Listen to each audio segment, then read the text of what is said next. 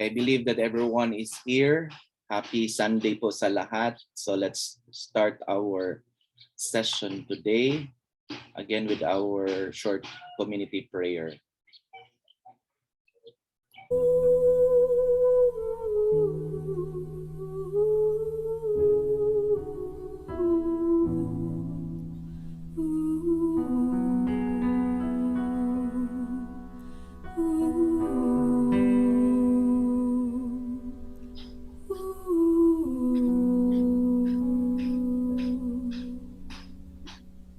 Lord, let your servant go in peace,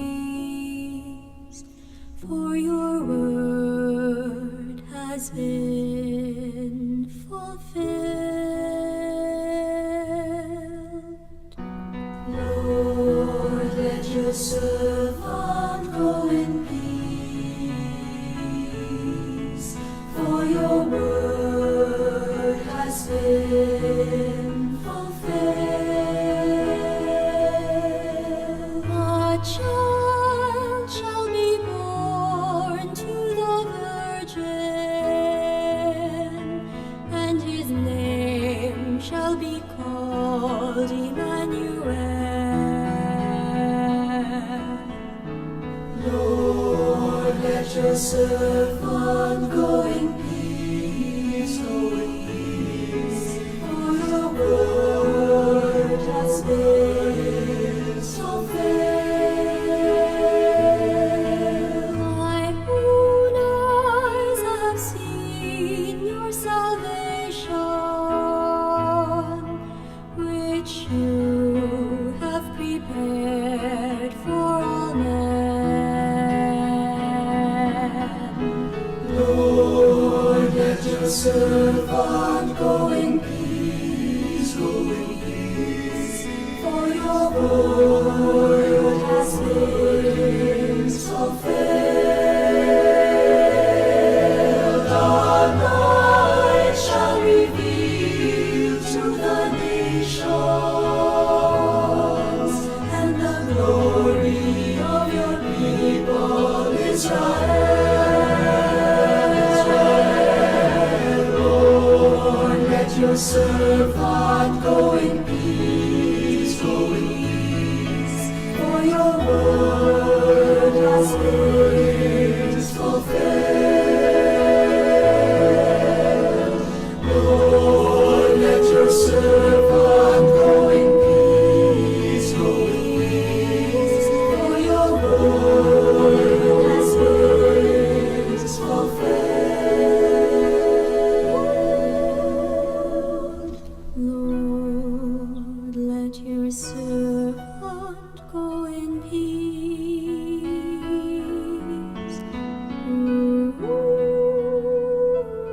Together with our personal intentions, we all offer that to God Almighty, in the name of the Father, and of the Son, and of the Holy Spirit. Amen.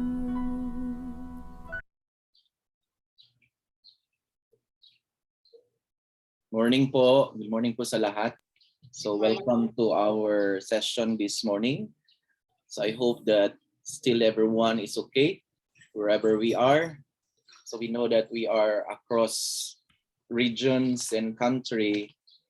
So hope that everyone is safe and healthy.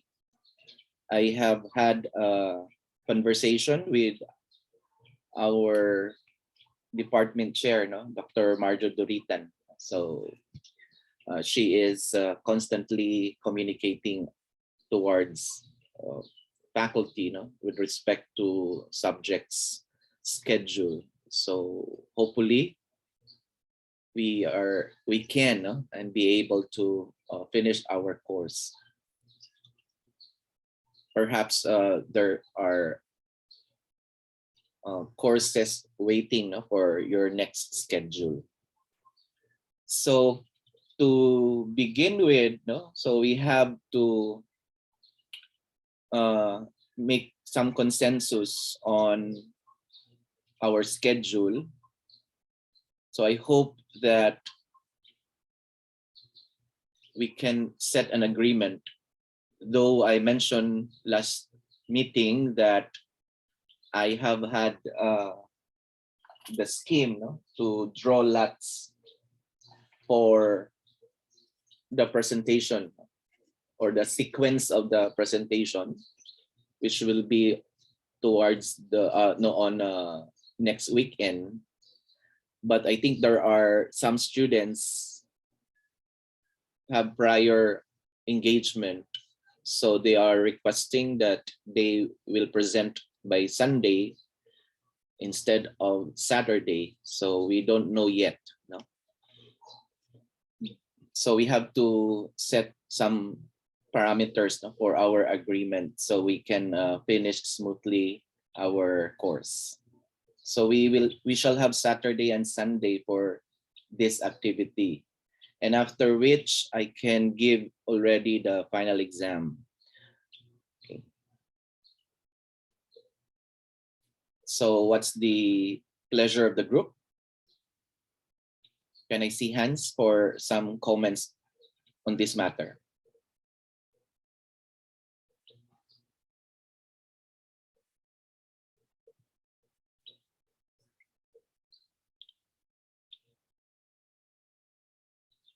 Yes, Geraldine. Yes, sir. Good morning, sir, and good morning, classmates. So, for me, sir, there's no issue with regards the order of presentation if we're going to consider some of those who are really, I mean, they have not in terms of priorities, but they have a set of previous engagement if the class will also allow. If we're going to do it by group in terms of the topic, sir, maybe the issue will be in terms of those who belong to different groups. Like for example, if Miss Abad Okay. is in group 1, and then the draw lots will be, their group will be tasked to present by Saturday, and she will be presenting on Sunday.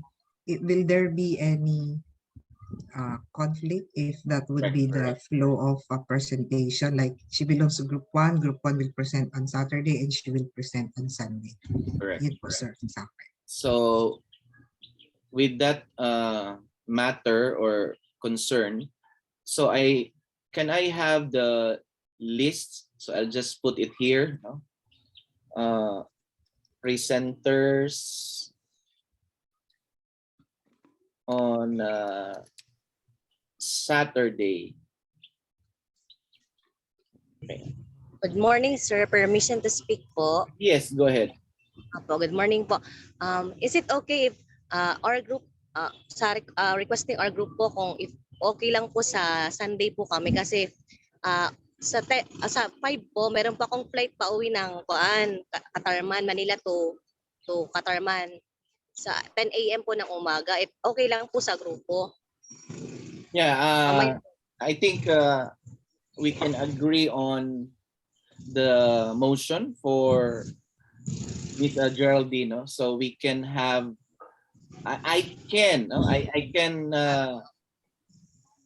accommodate on the idea that regardless of the group, so we shall have people to present, no? So if we are all 21, so I need 10 on Saturday and another 10 by Sunday, if that would be okay. Okay, thank you po, sir. Tama ba yun? Opo. So maybe the group can register, no?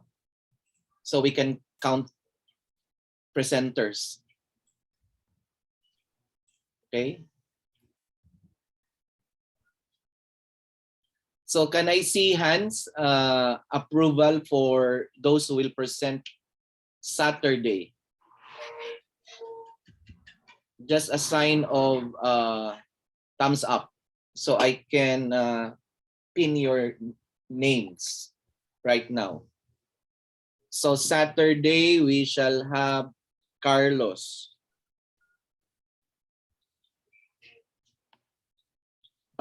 Wait. Hindi ko pa na Okay, Saturday to ha, Saturday. So we have Carlos. Who else?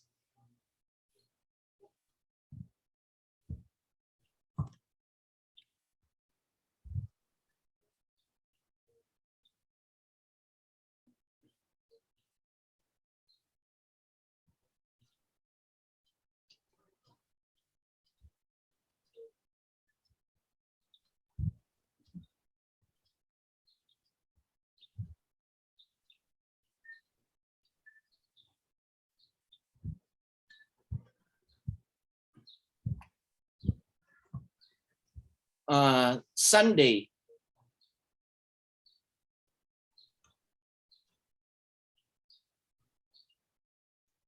Kami po sir sa group po nito kabila, Sunday po. Good morning. Team po, ano po, Ronald po with our teams ko po. Now, since majority would be available on Sunday, can we have everyone on Sunday? If that would be okay. Sure po sir, sure. Yes po, Doc. We can Pwede stay po tayo long, umaga. we can stay longer. Sure po sir. Yes po, Doc. So we'll have Saturday as asynchronous, and then we'll meet all together on Sunday. But expect that we will extend our time, no? Because there will be 21 going to present by Sunday. So again, I think the thumbs up and the heart would mean we're okay. Okay, so motion is granted. We shall have our presentation. So presentation or output number 2 is scheduled on Sunday. So that's February 6.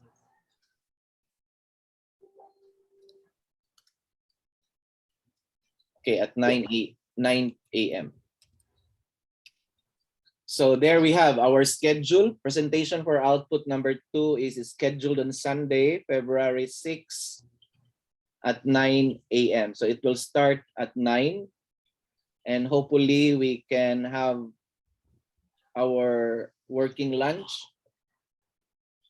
because definitely it will exceed 12 o'clock, no, for the 21 students to present. Okay, so is that approved? Yes, sir. Okay, so Yes, sir. we'll see each other on Sunday. So Saturday we shall have our and preparation for your somehow adjustment, some things that you need to add, deduct, no, on your presentation. Okay, so that's noted. Okay, so today we shall have our run through of the 4 learning materials which we identified, no, for this course. So let me go back presenting my screen. Oh, I think I see a raise of hand. Yes, please. Sir, Yes. so Yes. everybody will be reporting on presenting on Sunday. What about the order, sir? Are going to do it group 1 first, then group 2? Yeah, or... later we okay. shall have our draw of lots. Yes, Aiza. Thank you. Aiza, are you raising your hand? Yes, sir. I supposed to ask also the question of Ma'am Lennon. Thank you, sir. So, Thank you po. Good Yeah, morning. we definitely we will have our draw of lots. No? Hold on.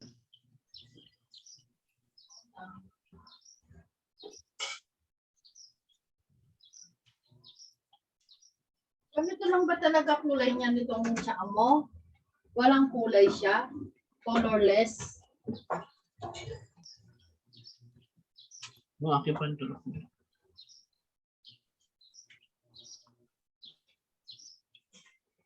Mainit pa yata eh. Okay, so let me again share my screen. So this is our again classroom. So we have here our 4 learning materials which would be presented by each student based on the choice of a topic, and in particular a content in the particular reading material or topic. So we have here groups 1 to 4 reading materials. So we will have to look each of this, so we can have an idea on some common grounds, based on our understanding, and definitely this will help us in the discussion. So, okay, let's start with this one. Higher education institution quality assurance based on the Organization of Economic Cooperation and Development. Sorry.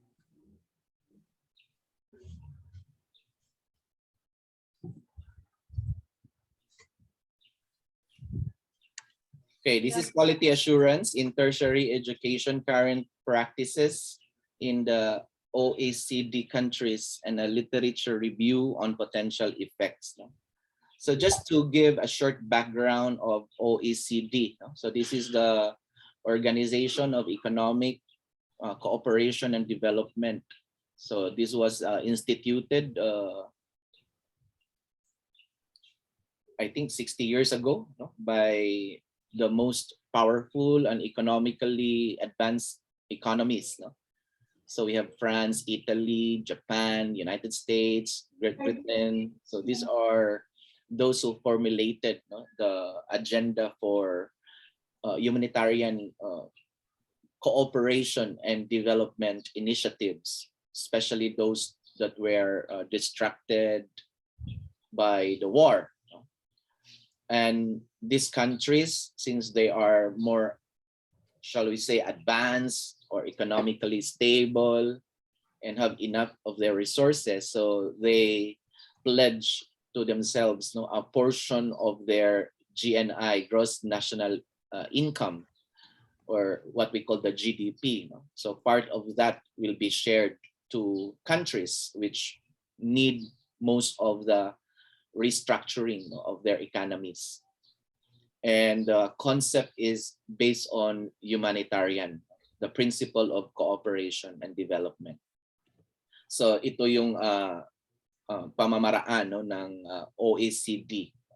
So now I come across with a country that is a member of this, yung Japan.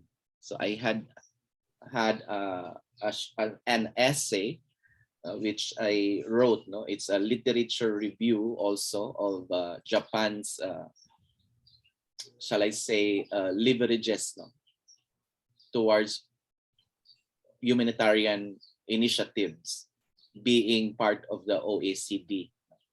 So I made a literature review approach method to investigate. I'm just curious why Philippines in the first place is one of those that are recipients always of Japan's ODA. So in economics, we call it ODA, the Overseas Development Assistance. So ito yung mga building bridges, infrastructures, road, farm to market roads, and so forth and so on. So basically, it's economic development approaches. And of course, yung sinasabi nilang supposed to be a dole out or a mobility of funds, yung kanilang yen dun sa mga countries na gustong mag-restructure ng kanilang economies or improve on their economies. So having said that, so I want my paper was actually to attempt on ano ba ang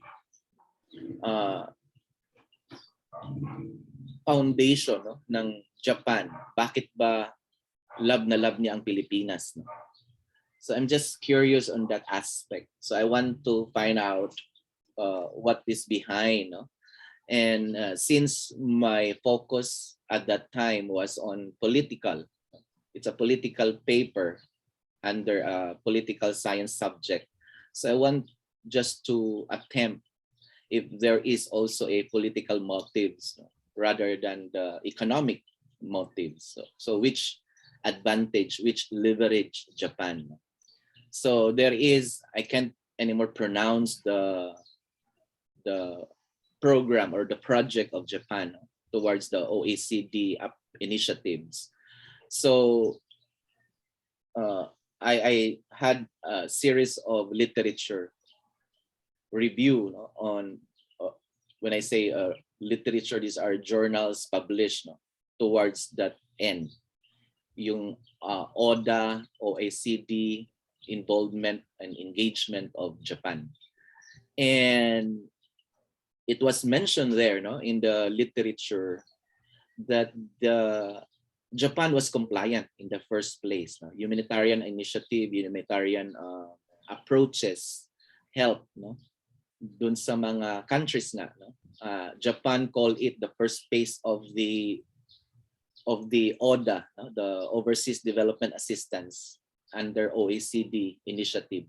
They call it as a remuneration, so payment for the causes and damages of war. So yun talaga ang main objective ng project initiative ng Japan. And this is targeted to Asian countries. No? So ito yung mga sinakop niya, no, nung giyera. And one of the country, of course, is Philippines. Though Japan has stayed in our country for around 5 years, but it has brought about a lot, no, damages, no, during that time. So 1941, 42, 43, 44, something, no, when the Great Manila Bay, no, War. Okay, so with that, it was observed, no? It was observed na talagang humanitarian. So payment for the damages of war. So that started why Japan has to, not only in the Philippines, but also Vietnam. Alam mo naman natin yung ginawa nila din sa Vietnam. No? So lahat yan. And part of that is the Philippines. Until when they created the four, or they call it the four groups, no, for ODA, na involved na doon yung, it was supposed to be the tri, no? So it's three, no, the government, and then the Ministry of Finance, and also the Ministry of the Trade and Industry, no, of Japan. So yun ang nag-uusap tungkol dun sa kanilang mga initiative. So humanitarian in nature. And then it came to the point, no, yung phase 2 nila, na pumasok na yung mga negosyante. So na-involved na yung mga negosyante na nag-form, no, doon sa Japan. And then now this is the phase where economic leverages, no, have been observed. So halimbawa, building of bridges sa Pilipinas, yung mga IQA, lahat naman ng mga halos dito galing Japan, no, yung mga JICA na sinasabi natin. So it's Japan economic ano yung JICA, we have also JEPEPA now, no? It's Japan Philippines Economic Cooperation Agreement, no? So itong negosyante, no, na mga nasa Japan, no, mga Hapon. So pumasok na dun sa agreement. So it was observed, no, that it became a self-interest initiative. So sila ang magre-review, sila ang mag-architect, sila ang sa kanilang produkto bibilhin.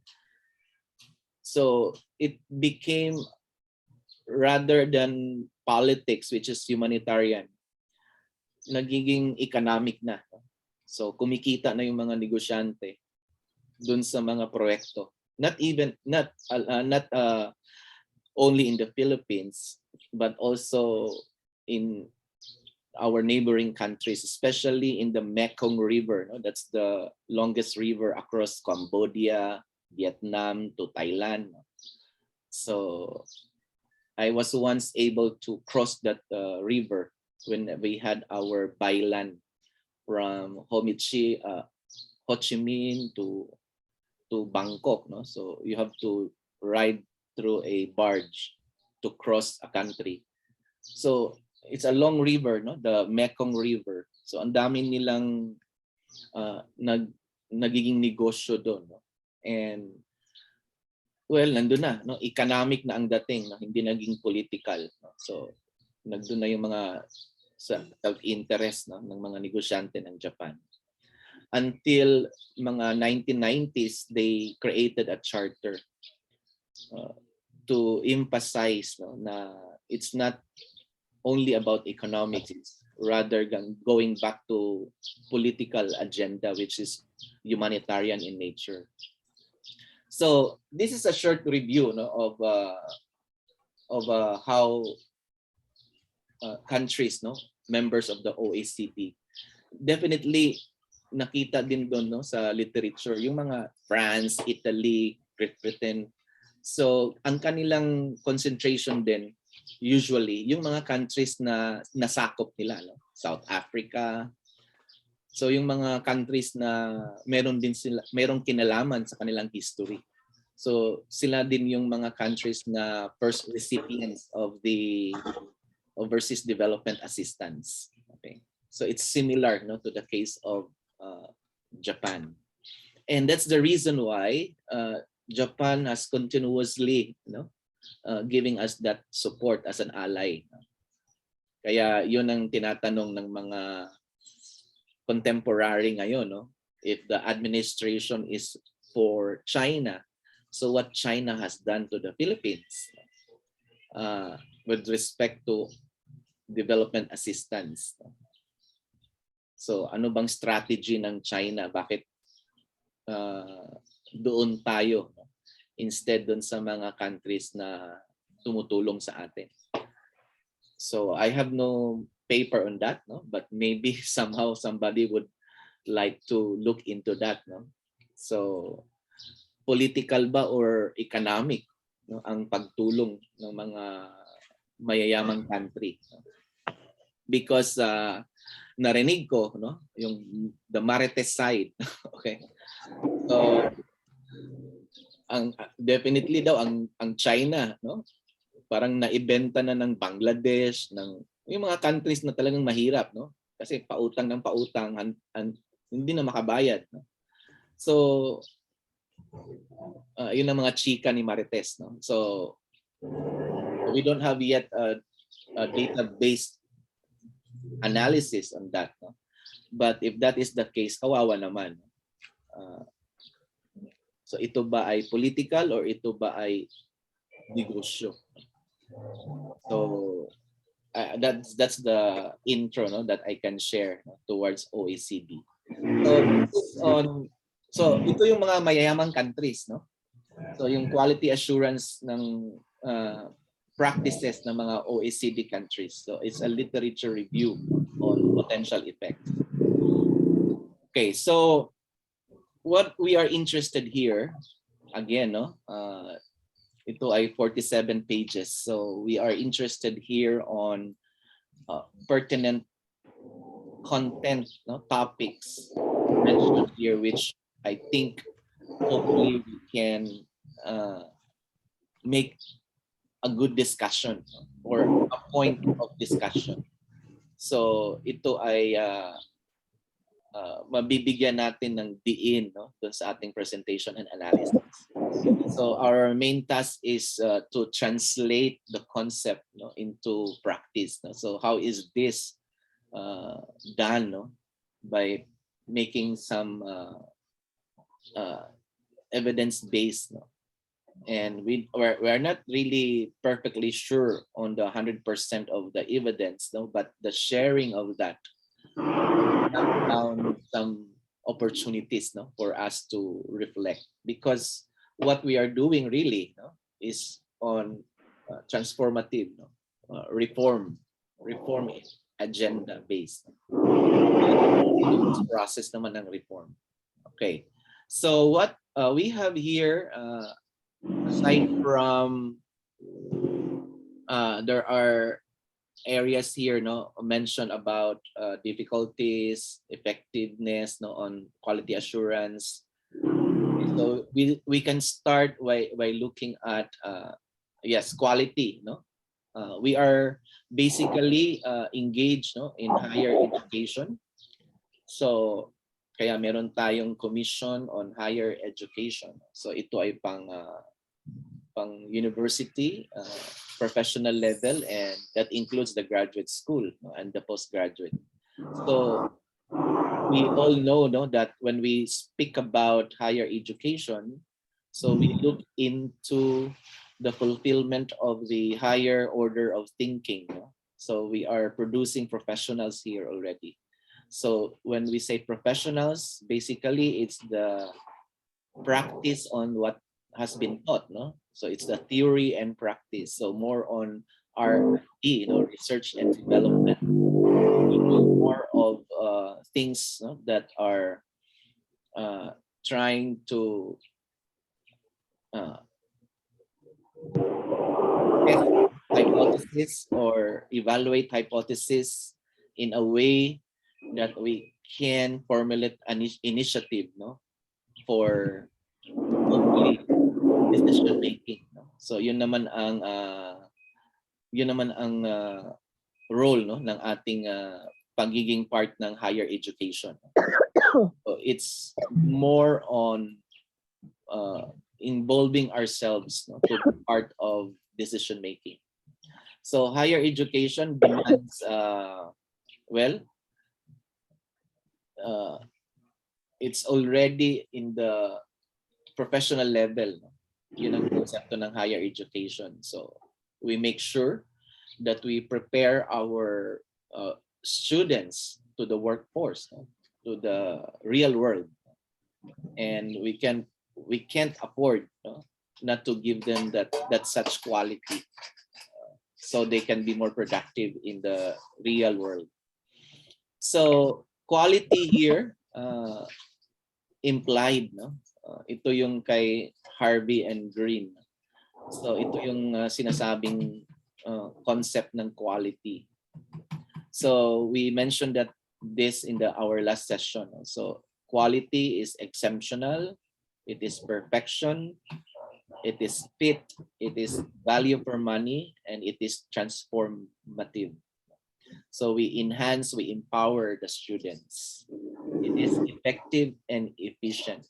There is value for money. So we cannot just simply we do away the strategy of simply feeding them the information, but we give them the information so they can translate that, they can analyze, and so we do a lot of pedagogies, so strategies. So which one is more effective, which one is more efficient? Because we all know, though, that in higher education demands a lot of investment. Laboratories, facilities, no? So students may have the opportunity of immersion, internship, and then hands-on. I am, I'm amazed. No? There is actually two universities we have visited in ano pa to ha, south of Taiwan, no, which is Kaohsiung. So we visited two universities there. Well, it's an exemption. Sun Yat-sen is an old university. It's really exceptional. No?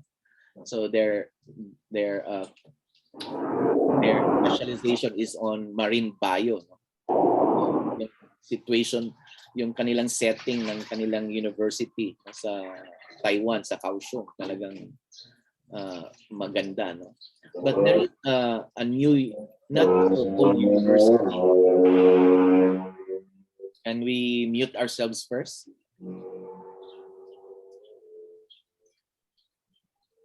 Okay. So there is one university that we have visited, no, which it's a new one, no, it's actually that so old. But what I am impressed, no, on the, I think there is value for money. That's why we question about how many students are enrolled, knowing that there is a competitive atmosphere, no, dun sa kanilang place, no, with limited students, so with offerings of universities. Ang na-amaze na ano ako doon, yung kanilang laboratory, no? Na even with students of BSBA, no, yung business administration na major in marketing, so they have set a laboratory for the students, no?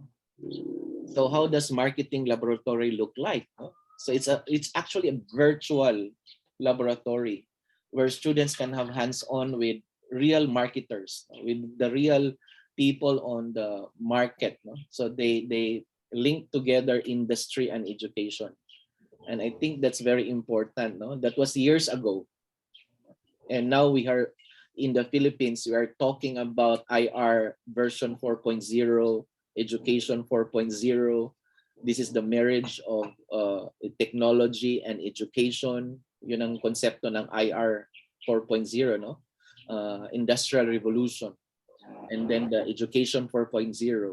So ito na yung marriage daw ng dapat ang pinag-uusapan natin kung patungkol sa quality, dapat yung link, no, yung connection, no, ng estudyante doon sa kanyang industry, no? So long before, this is Taiwan, no? Small country than us. So pinag-usapan na, no? Meron na, no? So talagang na-amaze ako doon, no?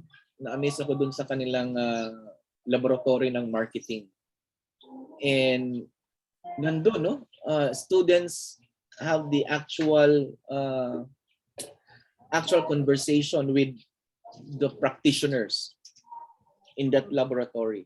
So it's a virtual laboratory, just a simple one, but for the majors of marketing, I believe that it's a powerful experience, no?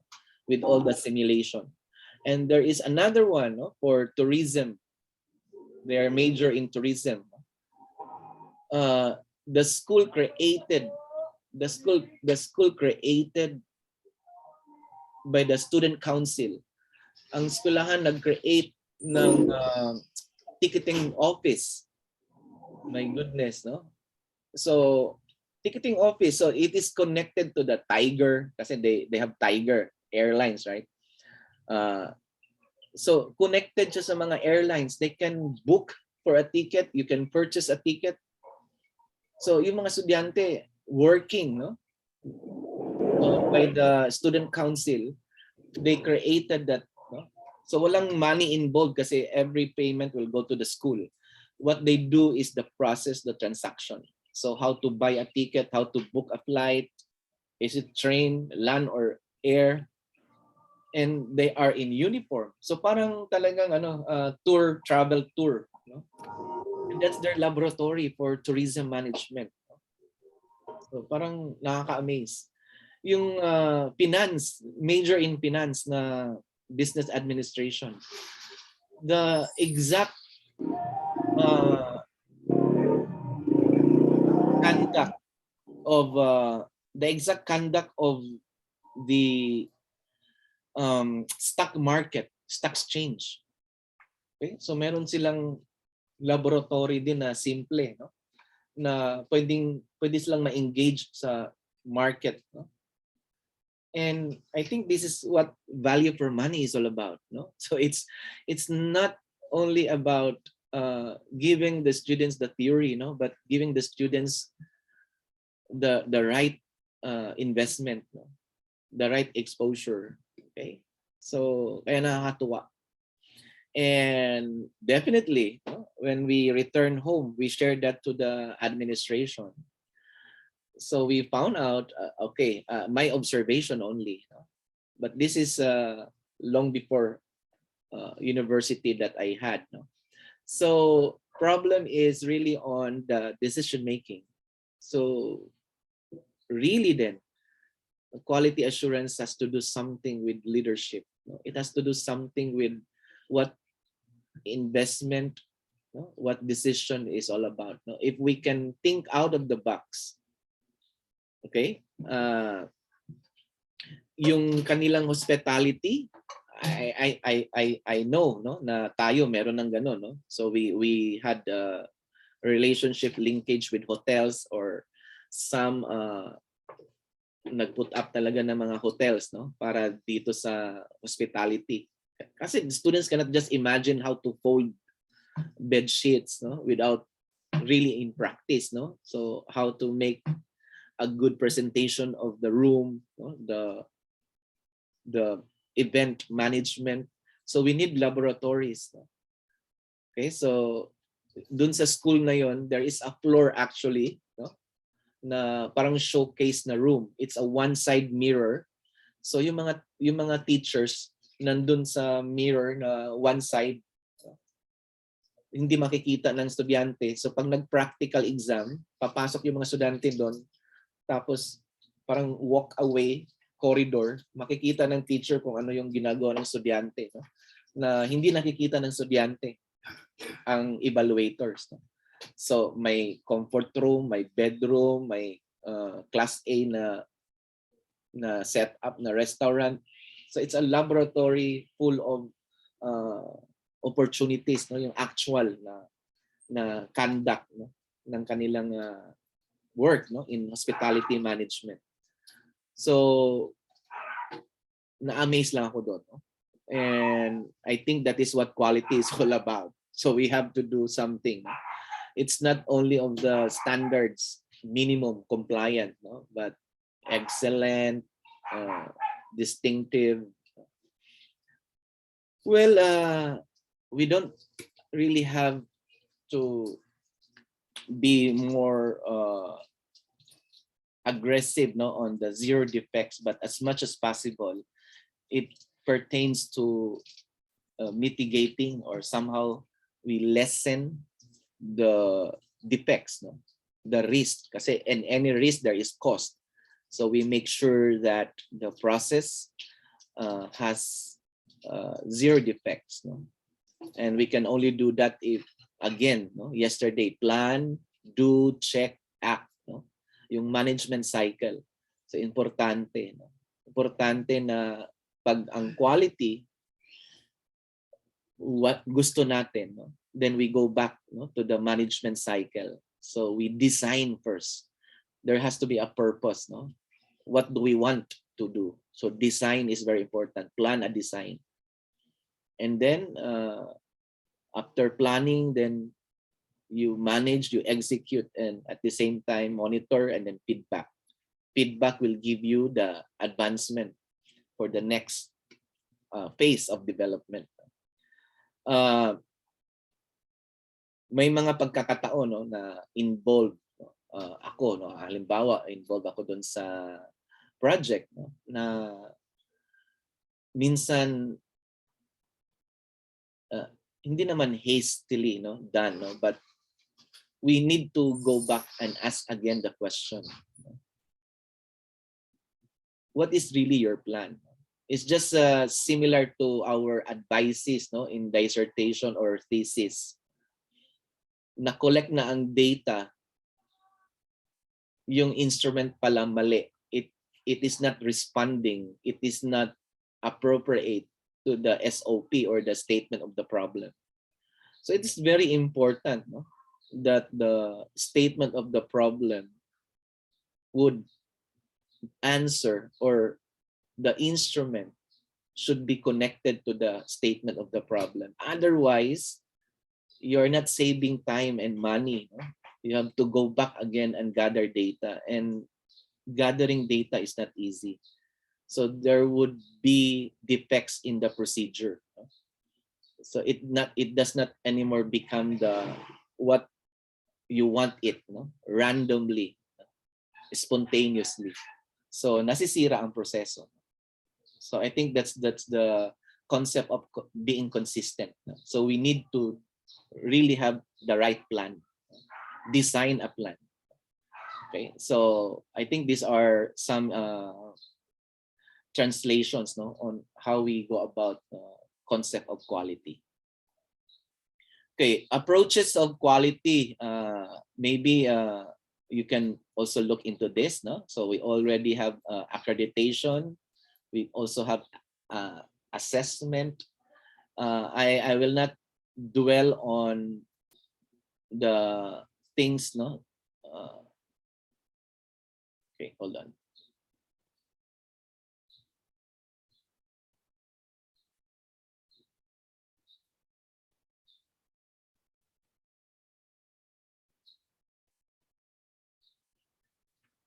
So in terms of accreditation, marami tayo, no? So we have the external accreditors, no? The famous for the private institution. So we have the PAASCO. I think some already mentioned this. No? And then we have the PACOCOA. Okay. And then we also have the for business, no? And not only business, but also for the academe. So the PQA. So this is from the Department of Trade and Industry. No? I'm so happy that my friend, may is kumpare ko na Vice President ng Isabela State University. So sila ay ginawaran ng PQA. No? So this is an award, no, given to not only to business, no, private, but also to institution like education. So ito yung PQA award. Okay. Meron ding I think yung ABET, no, na for engineering and technology. So nagbibigay din sila ng accreditation. I think AMA is so proud of this. No? Makikita natin dun sa collaterals ng AMA na sila ay ABET certified. So this is towards engineering and technology. Okay. So we just have to look into their criteria, no, on how they do the evaluation. Okay. So makikita naman dito kung ano yung ano yung kanilang mga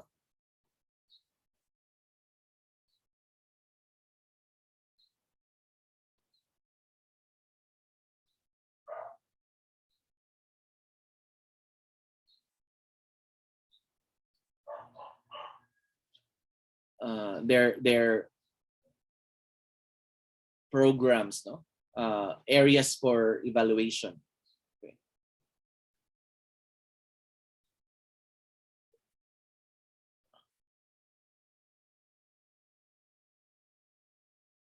So basically it's on the 9 areas, right? So I think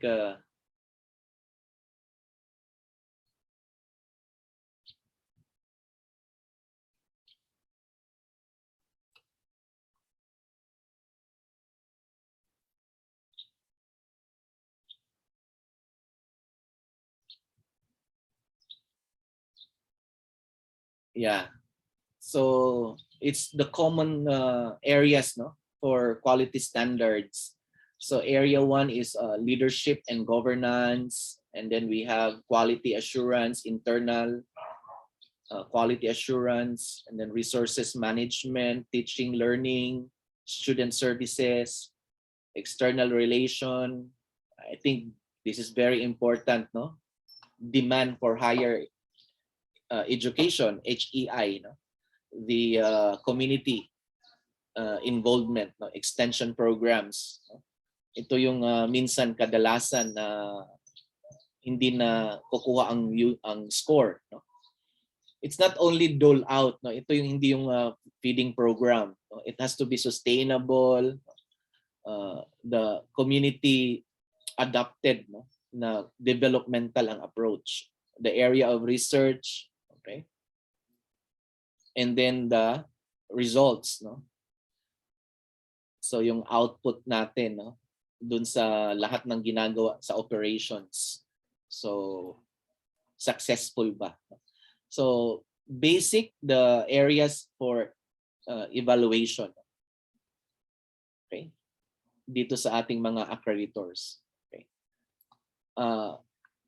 Talagang nag-uumpisa yan sa leadership. No? So tinitignan. Ano ba ang konsepto ng leadership doon? Okay, so that's accreditation. So we can have the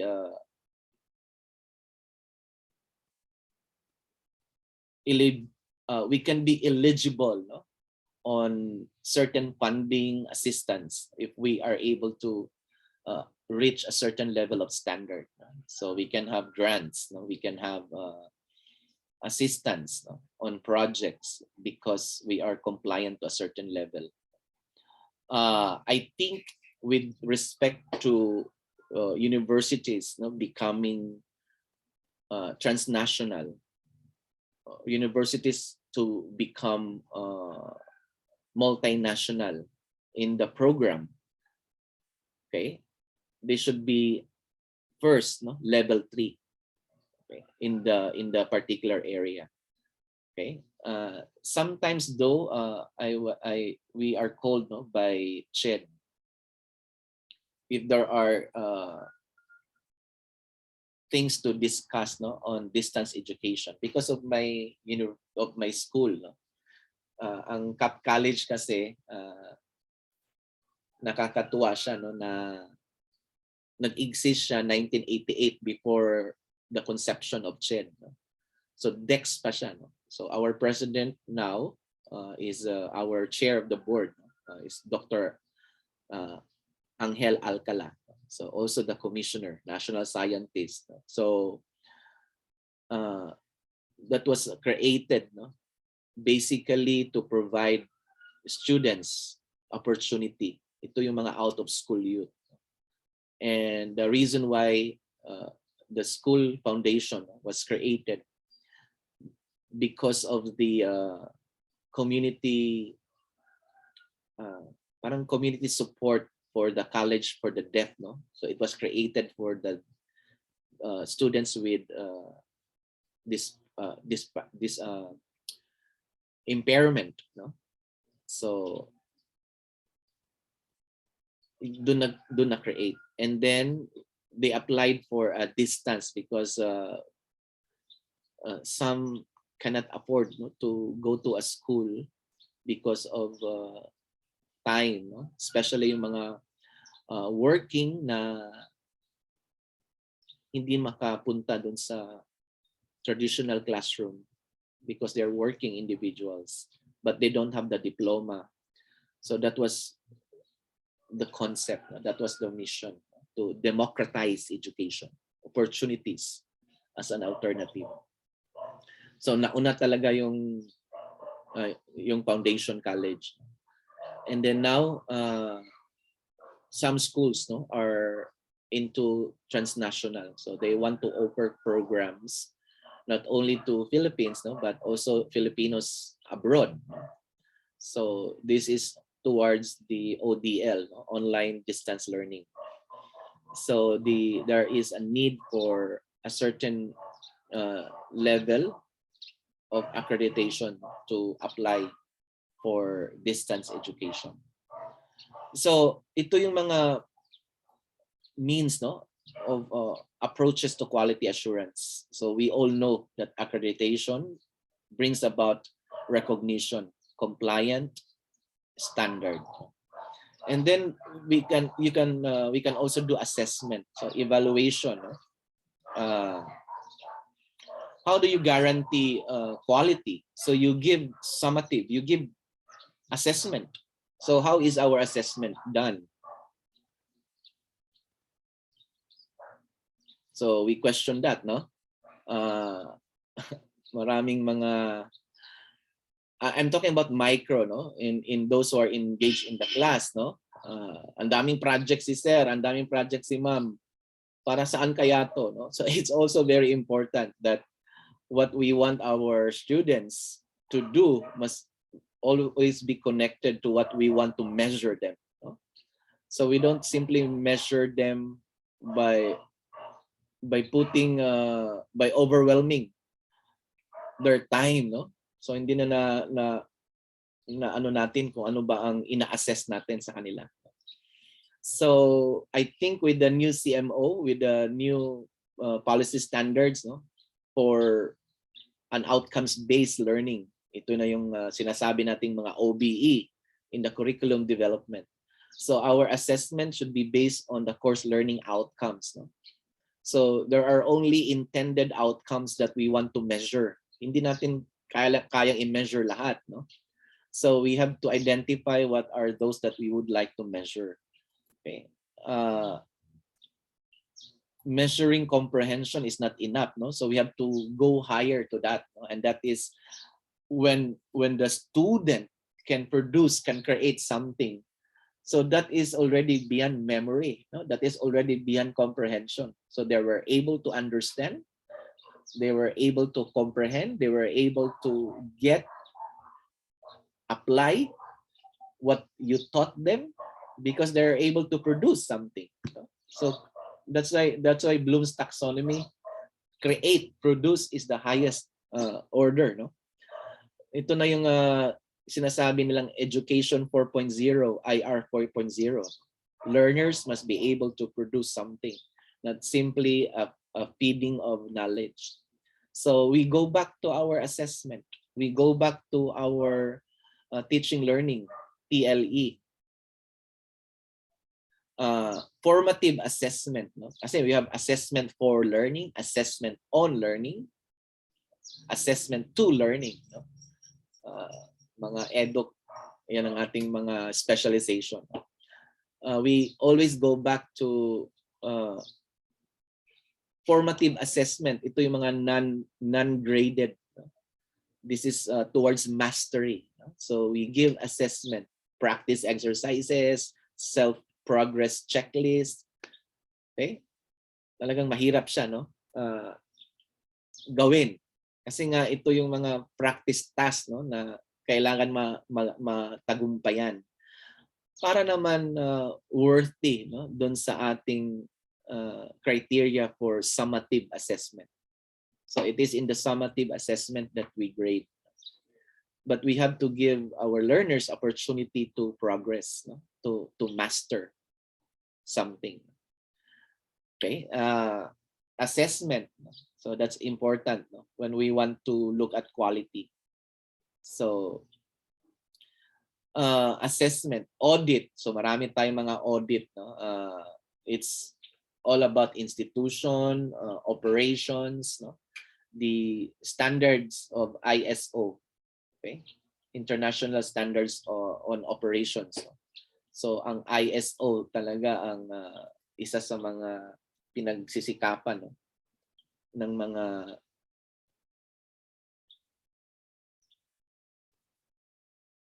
organizations ngayon. So quality management. Okay, the ISO. Yan. So ito yung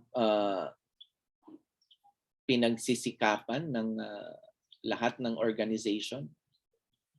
So I think we have a series of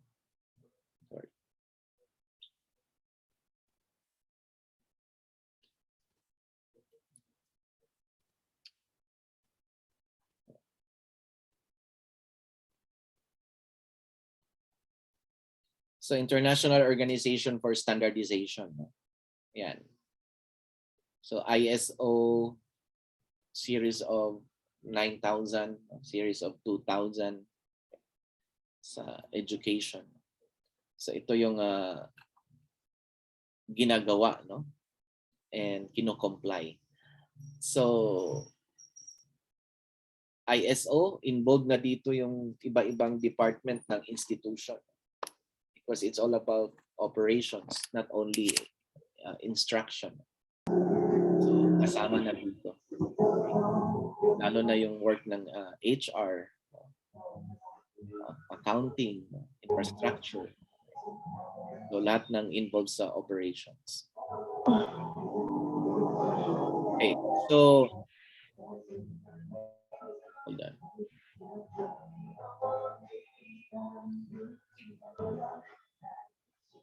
Okay, so here we have this audit. No? We can have internal audit or external audit. No? So especially it is important, no, that we have the internal audit to correct if whether to what extent, no, the claim of our operations are effective.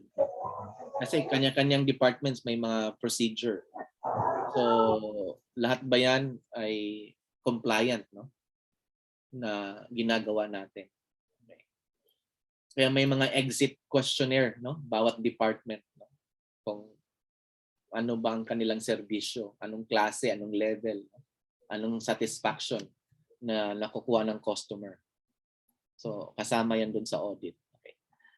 And then we have okay, levels of quality review. Of course, it talks about the audit. Agencies involved. So we can talk about this. No? Where do we get our approval, no, for quality? So we can have the government body. May mga ano tayo, ARQUAT, visitation, reviewers on program, specialization, especially in the higher education. And then we also have the autonomous agency, yung sinasabi natin kanina, PACOCOA, PAASCO. Okay, so sila yung mga autonomous agency, no? And other stakeholders, yung sinabi natin, no, alumni, the employers, prospect employers, the industry. So these are also other stakeholders, no? Part ng ating quality assurance. Okay. I think some universities are acknowledging, they're giving awards or recognition to industry, no, for giving such internship, no, for the students. So may mga ganong klaseng engagement, no? So kasama kasi sila dun sa angat, no, sa level ng quality, especially sa ating mga graduates, no. Okay, criteria for standards. When we look at the criteria for standards, we always use the word minimum. So minimum level of standard. We can always go higher, but there is a minimum level of standard. Okay. So basically, similar to the Philippines, we follow the score system, no, scoring. Whether these are evident or not, no, in the checklist of criteria. Okay, methods for quality review. So we can do this, no, institutionally. The quality assurance, no, can extend certain approaches to how we can do a scheme to quality review. So we can have self-review, peer review, external review. Okay.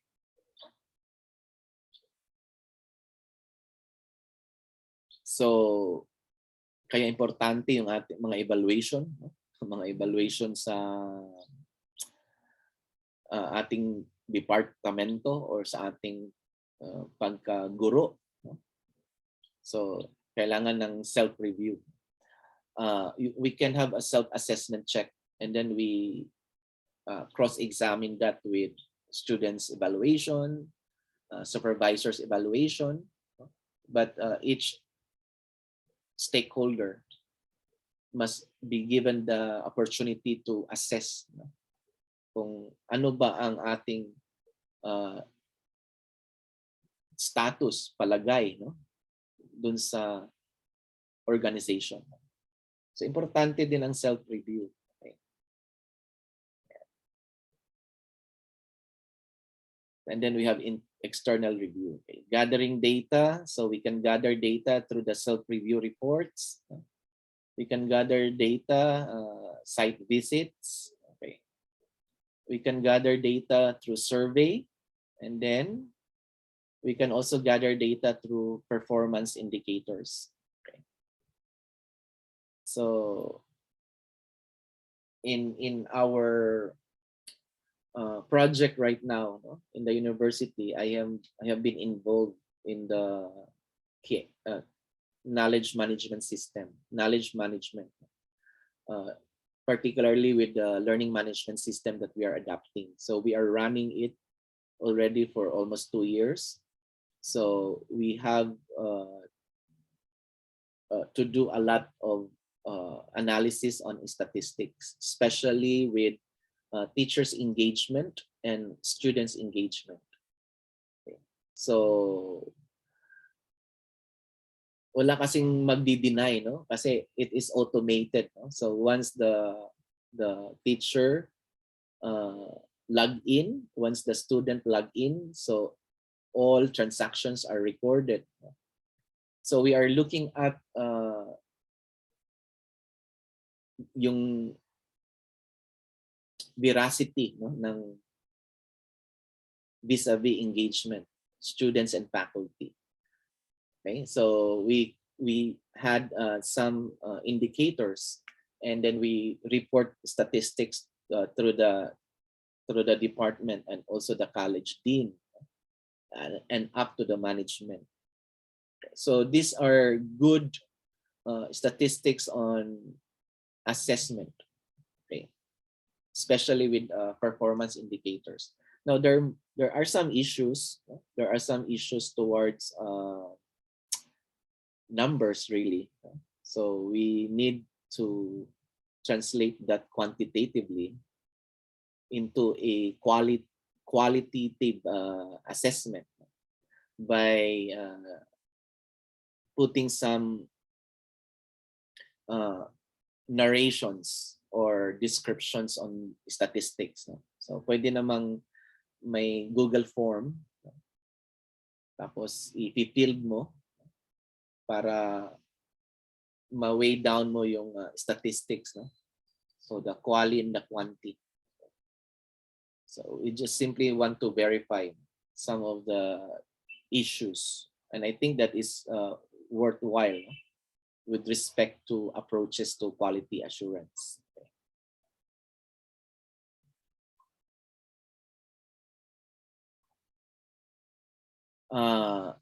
Nature and purpose of quality assurance. So this is very important.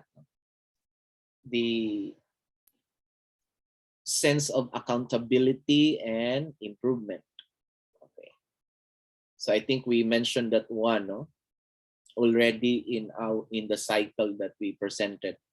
So everything else is done because we want to sustain. There's a continuous provision of improvement. So we check, recheck, implement, feedback, improve. So it's a continuous process. Kasi yung mga recognition like autonomous recognition, like the level 3 accreditation. Now all these are not eternal, no? So meron siyang span of time, no? 3 years. Tapos babalikan ka to recheck, no, whether you are sustaining the autonomy. Ano ba ang improvement, no, dun sa paggawad ng autonomy? Kaya it's a continuous process, no? So improvement needs accountability.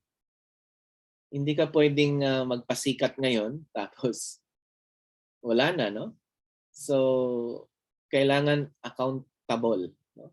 So kailangan klaro, makikita, okay, na may produkto. So we need to check who is and who is not. Okay? So it's improvement and accountability. Yun ang purpose ng quality assurance. No? So if all the strategies for improvement are put in place, right perspective, and then what is the end point? Were they accomplished? Were they done? And that is where you would like to know that the purpose is met. So improvement and accountability. Kaya marami ding hanggang formative lang, no? So hindi na nakaabot, no, doon sa area ng summative. Kasi work in progress, no? So hanggang kailan? Hanggang kailan ang work in progress? So importante, no? Ang quality assurance, accountability. Okay, so mechanism, reporting is important, no? Follow-up procedures. So ang daming makukulit, no? Kasi kailangan maabot, no, yung purpose bakit tayo nag-audit, nag-check. Of course, linking evaluation to funding. Okay. Ito na yung mga cost of evaluation, no? Pag nagpa-accredit ka, no, pag nag-subject ka into evaluation, there are really a lot of things that you have to invest. No? It is a procedural approach, a process approach, but to have improvement and accountability, kailangan maipakita mo, no, na ito yung mga produkto, ito yung output. So it needs a lot of investment, no? High investment on people, resources. Okay. And of course, pag sinabi nating investment, money, funding is involved. No? Okay.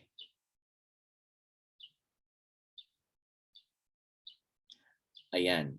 So may mga advantages and disadvantages. Okay. Accountability versus improvement.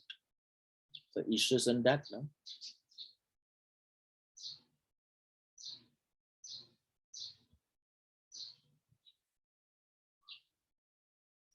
External versus internal review. Okay. So dapat nagmamatch ba? Nagmamatch ba ang evaluation criteria, methods? So importante din, no? Akala natin na kompleto na tayo. Dapat i-match natin doon kung saan tayo magpapa-peer review or magpapa-evaluate.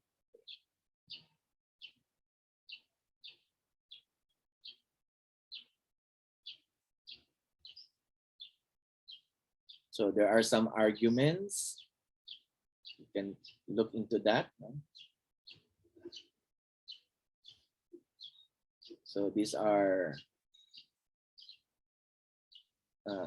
gathering information, instruments, self-review report, site visit or survey, performance indicator.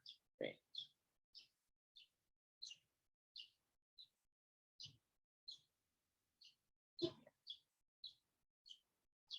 So advantages and disadvantages.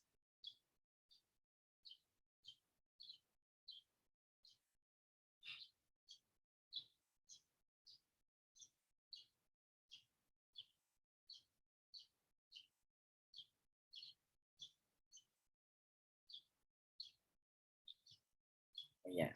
So yung issues ng funding, kasi OECD to, di ba? So this is the report of the OECD. So they give a lot of funds, no? Dun sa recipients, no, ng kanilang mga initiatives. So, mga advantages nandito, no? Important for accountability, incentive for improvement, funding can be efficient. Ang negative is compliant culture. No? Okay. Yan ang mga nakita nila. So, show off ba or what? No? A simple compliance kasi kailangan mong matagumpayan kasi binigyan ka ng pera, no? May budget. Okay. Ayan. So these are some, no, of the findings.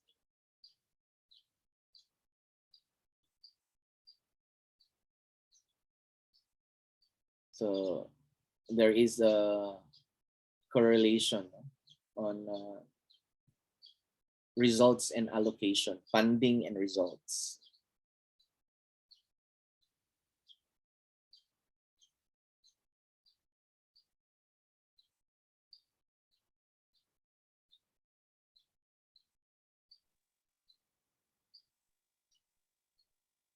So positive daw yung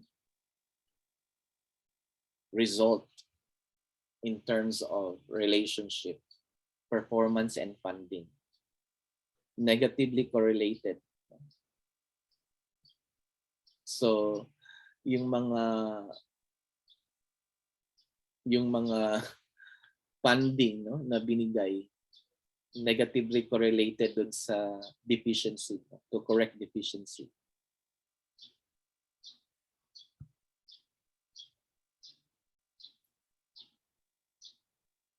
So ibig sabihin, hindi makikita ang relasyon, no, whether kung yung binigay mo ay talagang ginamit, no, doon sa pag improve ng mga deficiency. So that's negatively correlated. Okay. So I'll give you the time, no, to look into this. I think okay. So impact on teaching and learning. So we can look into this, no, how quality assurance can affect TLE, no.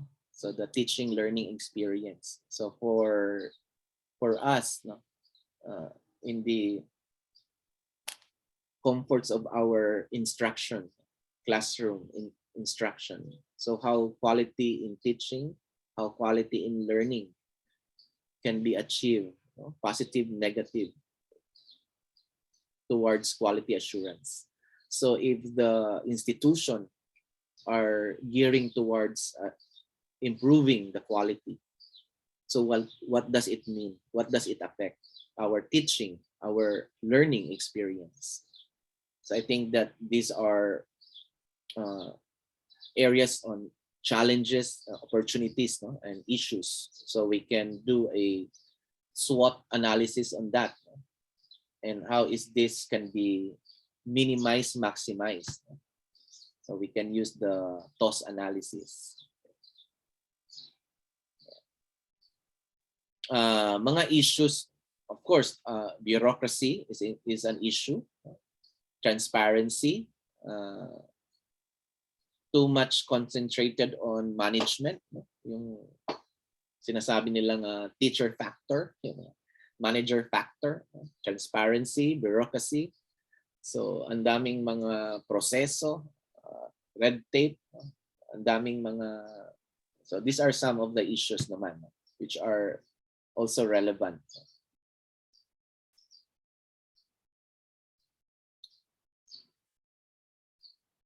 Okay, behavior with response to quality. Yeah. So these are some.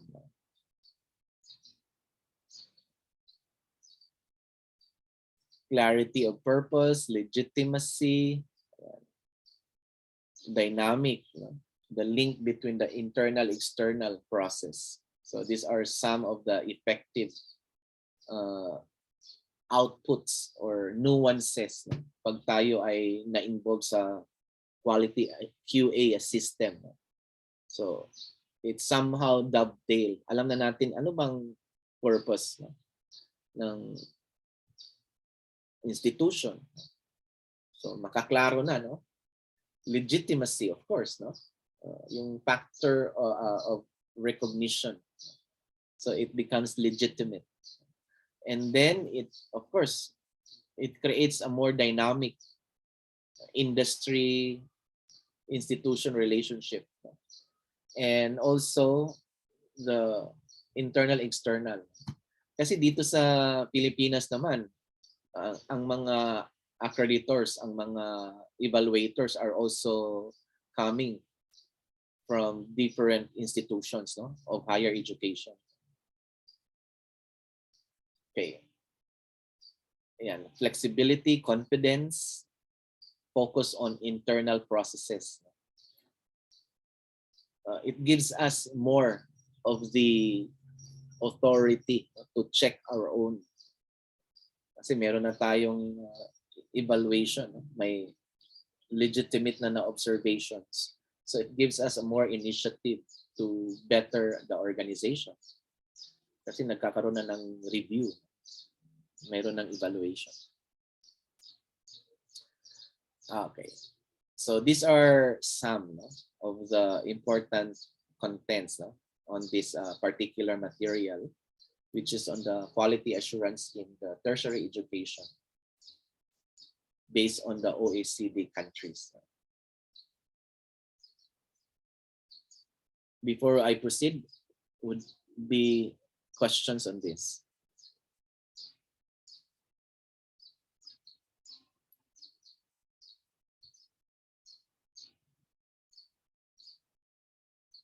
Yes, please.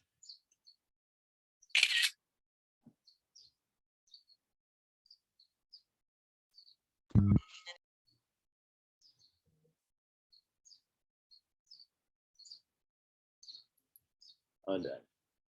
So I can see hands raised. Meron pa may tanong po ba?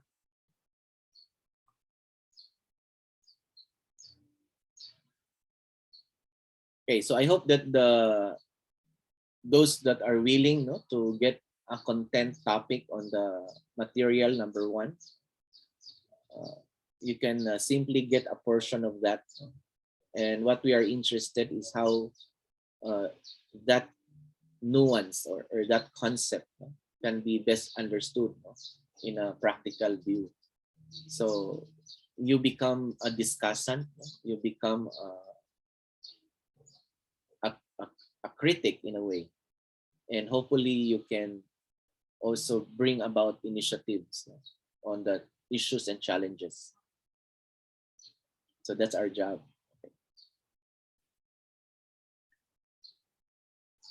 So with that, let us proceed to the next material. So the next material here is the UNESCO, the role of quality assurance.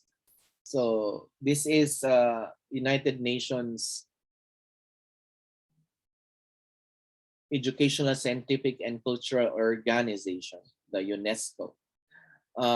This is quite short, no, in page 23, and this is more or less a PowerPoint presentation. So it's a more of the summative presentation on the Federation's conference. So this is April 23-24 of 2018. So challenges, developments, and trends. I find this one interesting because one, it talks about the sustainable goal of education towards sustainable goal, which the number 4 is on quality education. So this is interesting, and I think the nuances there are very, very much timely and relevant, especially in the conduct of higher education now. So where is QA on those aspects? So we all know the provisions of the developmental goals. No? This is the 2030 education. Okay. 2030. No? Part of that is the number 4, no? Which is on quality education, the Agenda 2030. So we have no poverty, no hunger, good health, gender equality, clean water, sanitation. So we have all in all this agenda. But what we are focusing now is on quality education. Okay, so there is always a a debate. I hope that that is not a debate now, no? But yung sinasabi nating equality or equity. Okay? So ano ba ang mas magandang gamitin?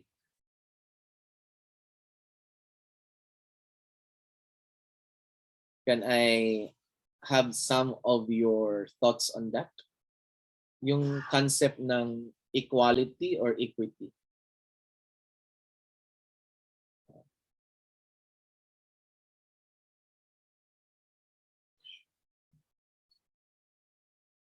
Okay.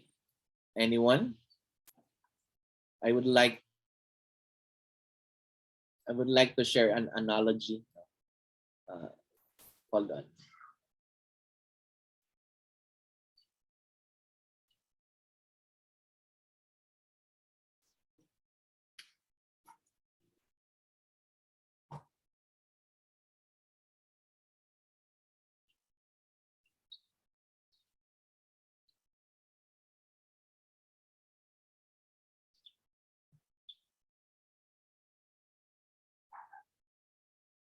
Okay, so sorry.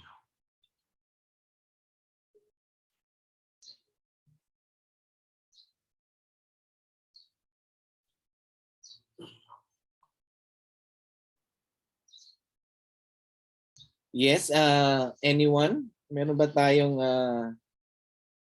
I'm looking at a material. Let me check.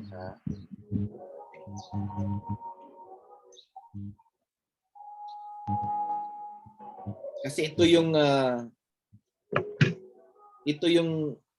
ina-argue, no, sa Education 4.0. I think now we have Education 5.0. No?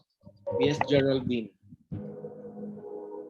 So I'm not sure kaya pa ba natin ng equality? Ano bang konsepto ngayon? yeah, sorry. Because my concept of equality is meaning giving the same resources, for example, regardless of the context of the person. And Correct. then in terms of equity, this is resources, again, using the context of the person as basis for giving this particular person or group of persons these resources. So I think I would go for equity, sir, because we can never have the same contextual references or the same framework. There will always be differences. One, we are born different from one another. Then in terms of the culture, in terms of the needs, so parang mas okay po sa akin equity according to what is needed based on your background. I don't know, sir. So hindi siya bias, no? Ang equity hindi siya bias towards being equal, no? Towards equality na sinasabi. Yes, sir. Tama ba 'yon? Yun po yung perception Meron ba ko, sir. tayong mga classmates na sumasang-ayon o hindi? So can we also have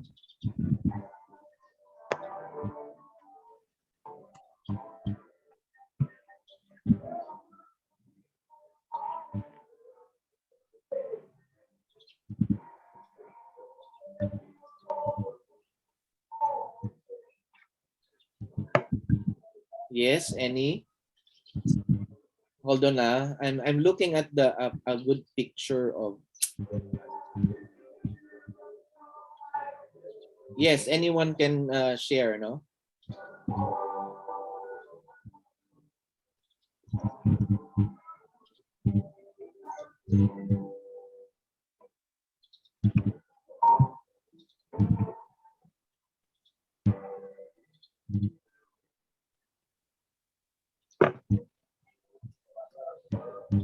Anyway, so I can find one.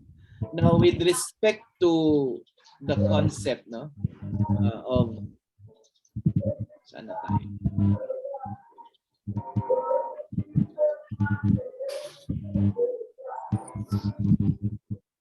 Okay, with respect to the concept of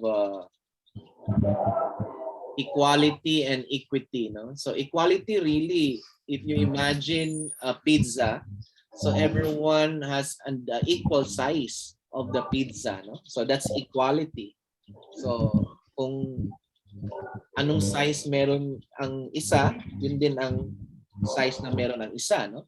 So that's our perspective of equality. And I think we cannot lead to that, no? Practically, no?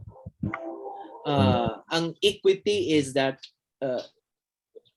there is an opportunity that all will have a taste or a slice of pizza, but not of the equal size. So what is the Hoy, bakit? main point there is that Wait lang, wait. what is the main point on that is it gives opportunity for everyone to have the pizza. Okay? So lahat mabibigyan ng chance na matikman ang pizza, ngunit hindi man parehas ang kanilang size, no? Doon sa pizza na meron. So pero lahat nabibigyan ng chance, no, na matikman ang pizza. Yes, Rodolfo. You're raising your hand. Yes, sir. Yes. So yeah, I actually Googled for the difference. So it says here, equality means each individual or group of people is given the same resources or opportunities. Now for equity, it says here, equity recognizes that each person has different circumstances and allocates the exact resources and opportunities needed to reach an equal outcome. So if I were actually to use your analogies about pizza, correct me if I'm wrong, sir, I'd actually say that when we mean equality, we're actually giving each and every one a slice of pizza of the same size, right? Yeah. For me, based on what I read, sir, correct me if I'm wrong, that is what we mean when we say equality.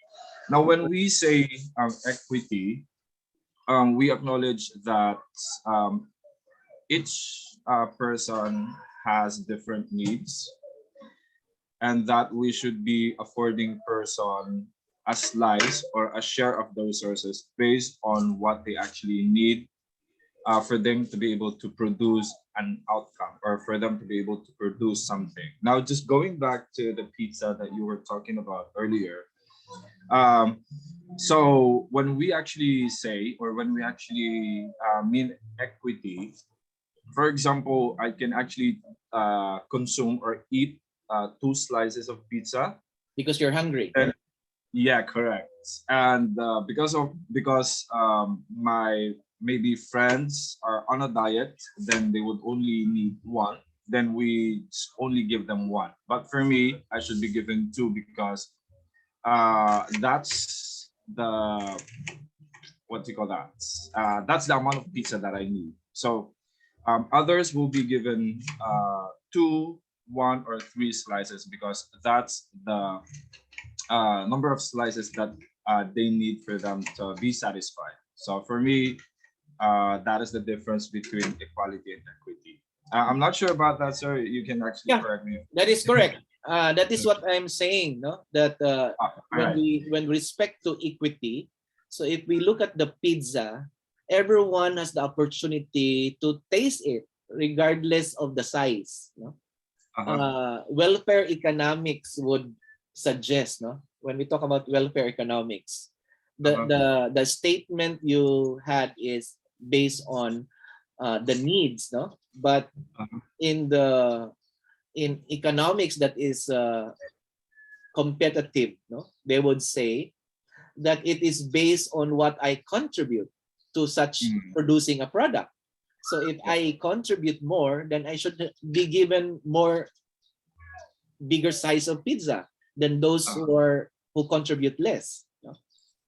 So that could be one, no? But welfare economics would suggest, no, that we give more slice of pizza to those who need most. So that becomes welfare economics, right? So para bang dun sa mga competitive profit economic side, then they would say, hindi, nagtrabaho ako ng mas marami. Mas malaki sa akin, di ba? Pero kung pag-uusapan natin yung kabuuan na economics na sinasabi nating provision of public goods, no? And that is welfare economics. So we contribute more, though we contribute more, but we have to share more to those who need it, right? Yep. So yeah, that's acceptable, no? Sa debate ng economics. But I think what we are interested, no, we are all together in same concept na ang hirap na kasi abutin ang sinasabi nating equality, no, sa ngayon, no? Kaya ang ginagamit ngayon na word is the equity. So lahat mabigyan ng opportunity na matikman ang pizza, hindi man lang parehas na size, no? Pero lahat may opportunity, no? So yung mga na experience ng mga mayayaman, kung sinasabi natin yan ang societal description, no? Yung mga natikman nila, no? Hindi man natin yan matikman na parehas, pero may opportunity lahat, no, na makatikim, no, ng ganong klaseng produkto, no, or bagay. So equity. Okay, I think I have seen one. Yeah, Elvin Harito, go ahead. Another example, sir. Yes. Did you hear me, Doc? Yes. Okay, good morning, sir. Good morning, everyone. So, another example of the equality at saka equity. Example of our workplace, sir, inequality. Same salary, benefits, and rewards to all the employees, irrespective of the difference in their work performance. Kahit hindi performing yung teachers, let's say for example, or the employee, the same salary that they received. Okay. Sir? Kung ang teacher or employee is inactive or active, the same salary that they received at the end of the month. While the equity, example of workplace and equity, difference in salary, benefits, and rewards to the employees as per their work performance, expertise, and specialty. So that is example of the equality and equity in the workplace. Thank you, sir. So you must be receiving a lot of French benefits, though. Yes, Doc. Oh, dami mo palang perks. Kaya walang magque-question, no? Walang magque-question dun sa bakit siya merong ganun. Lahat naman tayo nagsasahod ng parehas, depende dun sa ating naabot, no? Especially in the government, we have the salary rate. Lahat, whether you're performing or not, you're paid. But other benefits than the other things, no? So that is basically given because of a certain level of achievement or accomplishment.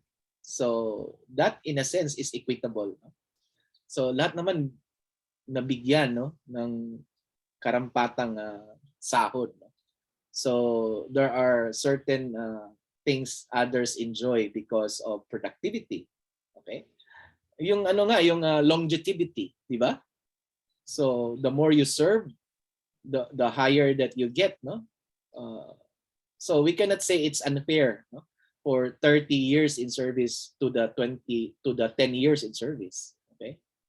So sa pagkagobyerno ko nga, no? Pag sinabing ito yung allowance for productivity, since 3 years pa lang, nasa 2.5 ka lang. And then yung mga 30 years, di mas mataas ang kanilang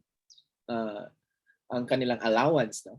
So that's in a sense that's equity. So lahat meron, but lahat may opportunity, but hindi nga pares-parehas. Okay. So I'm looking at this in the concept of the area 4, no, which is quality education, because the used word here is equity, no? So equity on accessibility, equity on the provision of quality education. So it is regardless of who are these learners, it is regardless of who are these students. So kaya ang mantra ko galing dito sa Sustainable Development number 4, no? Every student matters and matters equally. So lahat ng estudyante talagang importante. And ang kanilang presensya, no, ay hindi man pares-parehas, no? Okay? But they are all part of that learning process. So we give what is expected, no, on us, regardless of, no, yung opportunities. Kasi meron naman tayong mga star classroom na sinasabi, no? May mga speed na classroom, may mga A classrooms. Okay? May mga, these are all standardization, no, in the public school system. I don't know if this is still existing, but di ba may mga honors class, yung may mga ganon. But ang importante is mabigyan lahat, no, ng opportunity. And there is one, no, I think there is one experience that I would like to share to the class. I will not anymore name the university, but it happens during our conduct of the study we had. I mentioned that one, no, in our last meeting. We had a conduct of the study for the senior high. So I was able to interview some administrators of the university or the schools that we visited, no, part of our study. And there is one narrative which I would like to share towards the implementation of the subsidy program. Are you aware in that, right? For senior high? Yes, sir. So may subsidy, right? So for those students wanting to enroll in private institutions, they are subsidized by government. So ayun na, no? I think mga nasa 18,000 to 25,000, no? Tapos makapasok na sila sa private school. Ito yung mga galing sa public school na gustong pumunta sa private.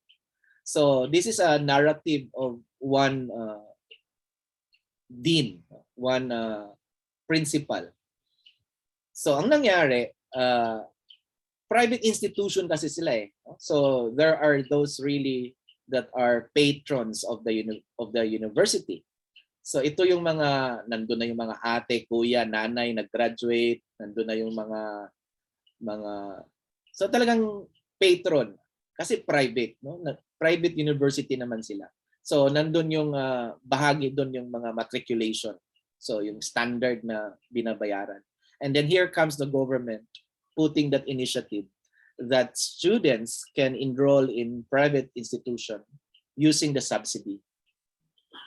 Now, hindi talaga sapat, no, doon sa balancing ng kanilang financial obligation. Kasi may pa-aircon, may mga ganun, laboratories. So hindi sapat yung 25,000, no, if that is average. No? So what they did, ito yung ginawa nila. No? So they created a 2 campus. Okay? So one that is those that are subsidized by government, and then the one that is patron, no? Yung mga talagang nandun na nanggaling sa kanila sa basic ed. Okay? So parang dalawa ang kanilang not talagang literally, no? Parang dinivide nila yung campus, no? Yung mga subsidized at saka yung mga nagbabayad ng miscellaneous. Kasi nag-agree ang mga parents. No, sabi ng gobyerno walang miscellaneous. Basta mag-aral, pwede. O di pinag-aral nila. Okay? Ang nangyari, ito talaga kwento niya, no? They made a wrong, hindi naman wrong decision, but yung lapse of judgment, no? Doon sa area ng pag-segregate. So, kasi halimbawa, walang aircon doon sa subsidized group. Okay? So, walang aircon. So, yung mga classroom walang aircon. Tapos, iba ang kanilang ID, iba ang kanilang... So, may mga palatandaan. Tapos, pagdating sa PE, mga gano'n, no? Kasi miscellaneous daw yung ibang bagay. So may mga bagay na nakikita ng mga estudyante na hindi nakikita sa kanila. No? So it created a divided culture, no? Dun sa grupo. So yung distinction ng subsidized at saka non-subsidized. And umami naman yung nag-narrate, no, na somehow nag-decide sila na tanggalin na yon. Tanggalin yung distinction. Kasi it created not so much of the learning but of the attitude. Kasi ang nangyari, parang nagkaroon ng hidwaan yung mga estudyante. Kasi talagang may distinction sa kanilang uniform, ID, sa kanilang process ng learning. Ikaw naman, naka-aircon yung isa, ikaw hindi. Tapos parehas lang kayo grade 11 or grade 12. So, nagkaroon ng distinction. And because of that, yung mga jealousy, no? Ang nangyari daw, vandalism, nakawan, no? Sinisira yung mga aircon, sinira yung mga... So, yung ganong behavior, no? na-analyze nila na something is wrong. Okay? And they only had that as an option because they need to survive. Ang dami kasi nag-enroll, no, na subsidy. And costing of education, private kasi sila. So nahirapan sila at that time. Okay? So but this is an example. No? This is an example of some issues, no, on equity and equality. Okay?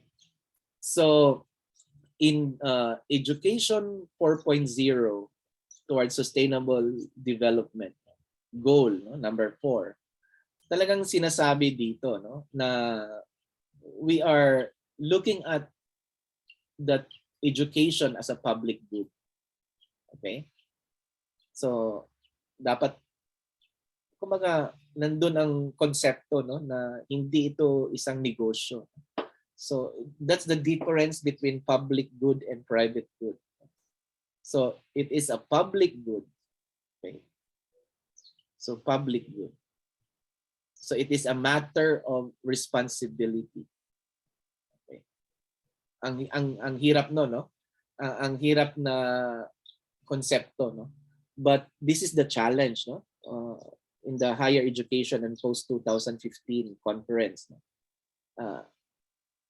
Ang sa atin pa lang ang education for all, that is the basic education. But in the tertiary, we are divided into one that is public and then one that is private. And 73% or more in the Philippines in terms of percentage are provided by the private institutions or the HEI.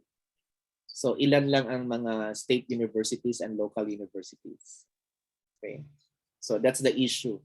So the concept of a public good. Okay.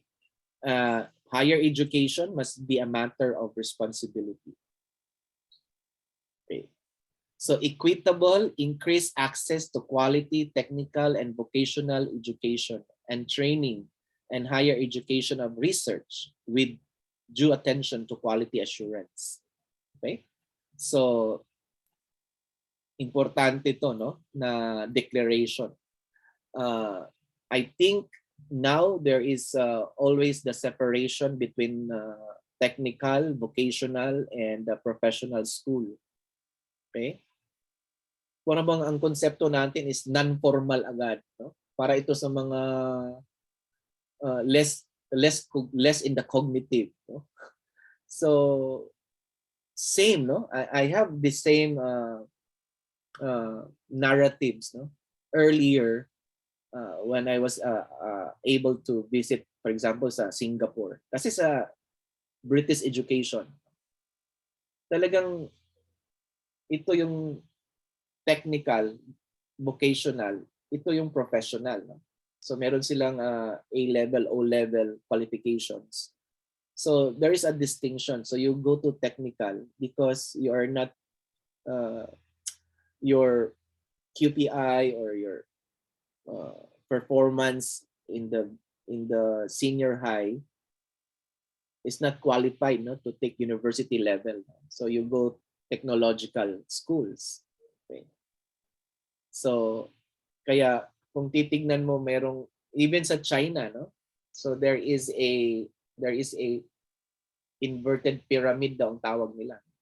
So pares-parehas pagdating dun sa higher education, malawak ang opportunities, no?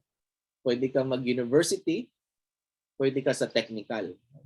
So there are 2 campuses, programs available. Okay. So there is now a challenge, no? Because there are actually 2 important concepts of learning. So what do we address now? So how do we address now? So in your own university, how do you address equitable access to quality education? So we can start with the technical vocational education training programs. No? I would be okay. So let me just put this way. No? Just recently, no? I've been to a consultative meeting. Even the deans are quarreling each other because there is an initiative to create a center for technical vocational training courses, no? In a university.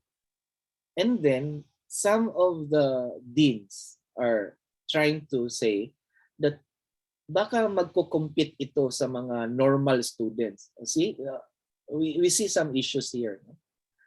It was created in a sense that it offers opportunity of training, skills development for the community, other stakeholders, na maka-get sila ng certification, maka-get sila ng program, short-term basis. So, para bang ito yung 2 years, 4 years, gawin nating maliitan na panahon, no, sa kanilang skills to acquire skills certification.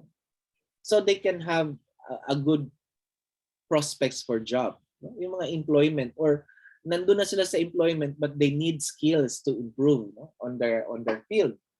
So we need a certain center, no, to cater for those. But ang issues is magko-compete daw, no? Mahahalo, mawawala, no? So nandun pa rin tayo, no? Doon sa issue na ano ba talaga ang purpose ng higher education? Okay. So I think that's part, no, of addressing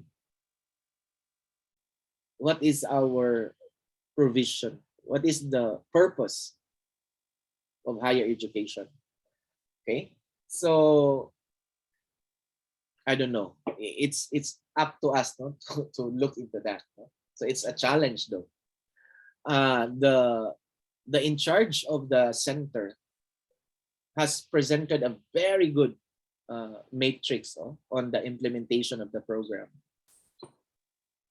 Yun nga lang, yung iba, parang hindi nila nakikita, no? Na hindi naman to equality, no? Ito yung equity na sinasabi, na bibigyan, no, ng opportunity yung iba.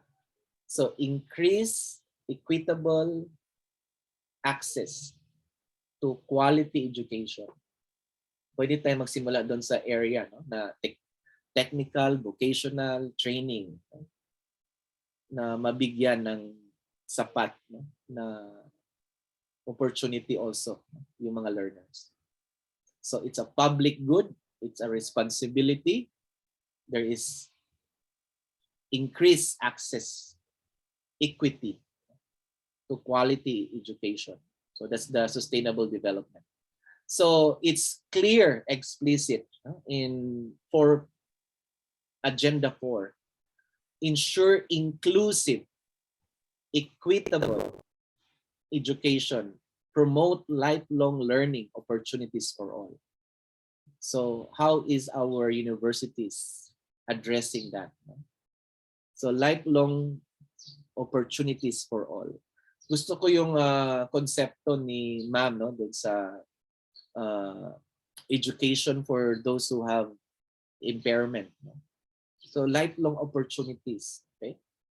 Maraming ang nagsasabi, no, na meron pa ba yung pag-asa, no? Kasi may mga depekto na sila, no? But we had, no? We had have a lot, no, of successful deaf-mute na award na sila ng Go Negosyo, no? So they become entrepreneurs.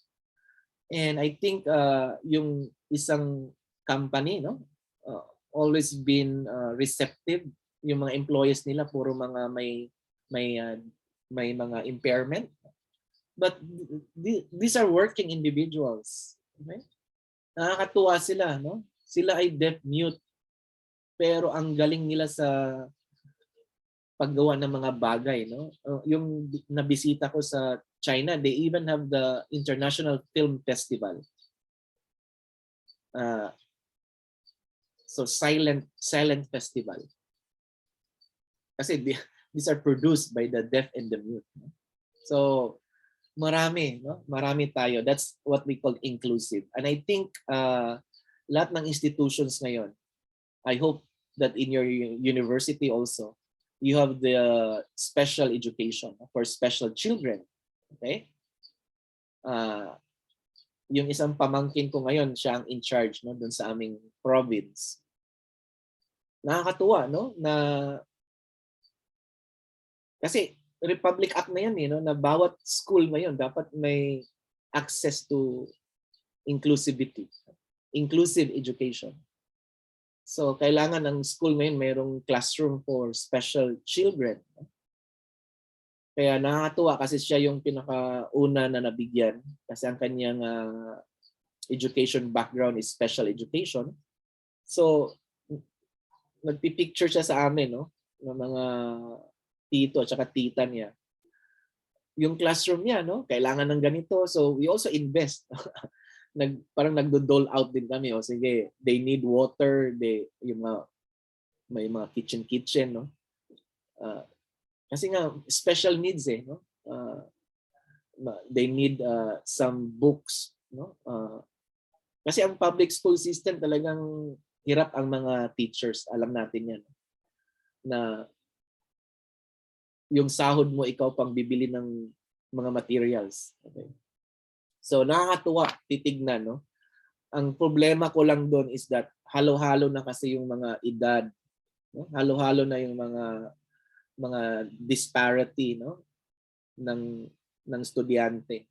So litong-lito na yung pamangkin ko kung paano niya i-handle.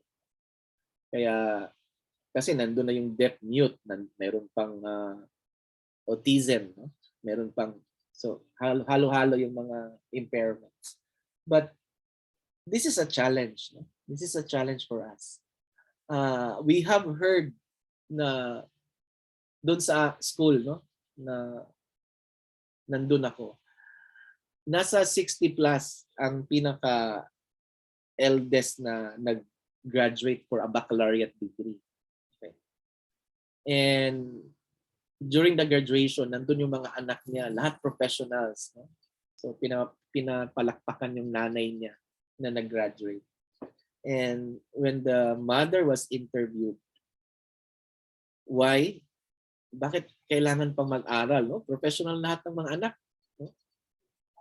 So the mother said, this is not for my children, this is for me.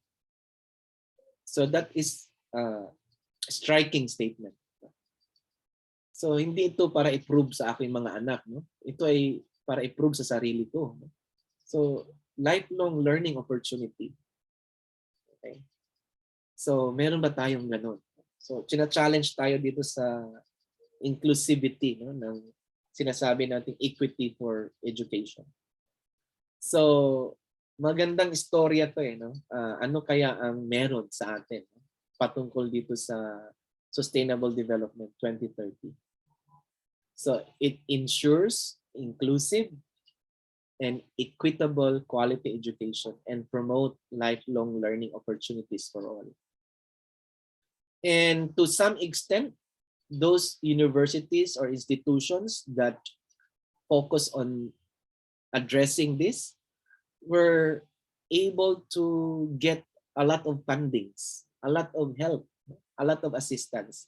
This is a very attractive initiative. Maraming makukuha kang fundings, no? Kung ito yung ipo-focus mo as an area of community extension. So maraming kang makukuhang fundings. Kasi ito ay naka-address, no, sa Sustainable Development 2030 agenda.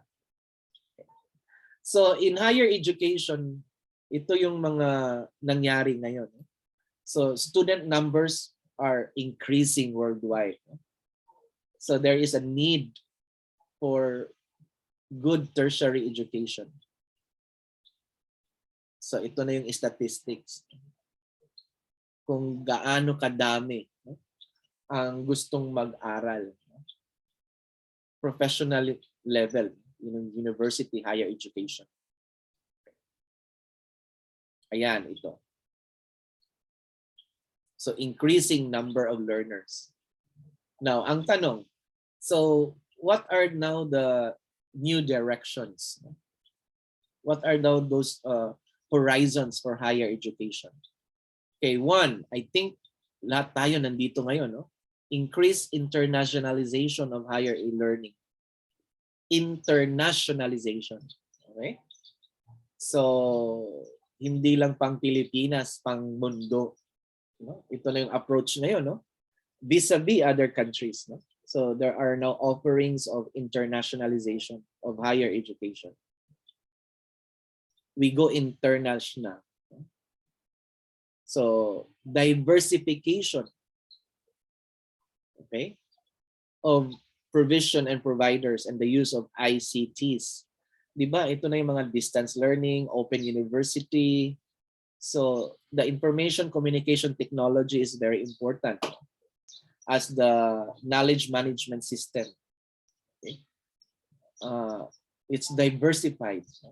Kaya minsan we have to be cautious about baka hindi to legitimate. So it's diversified.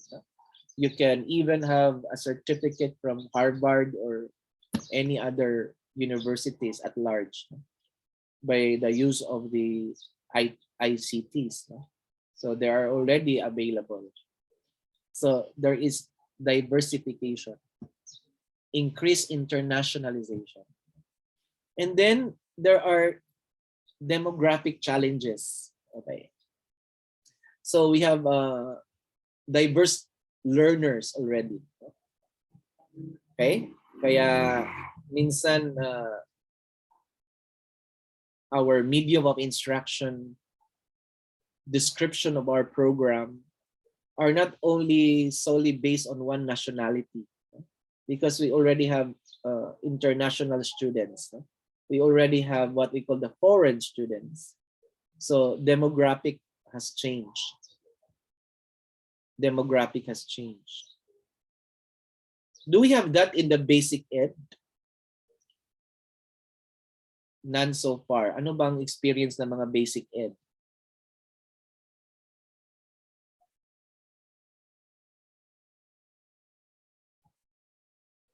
Do we have that? Or nasa private school ang mga foreign students? No? Meron ba?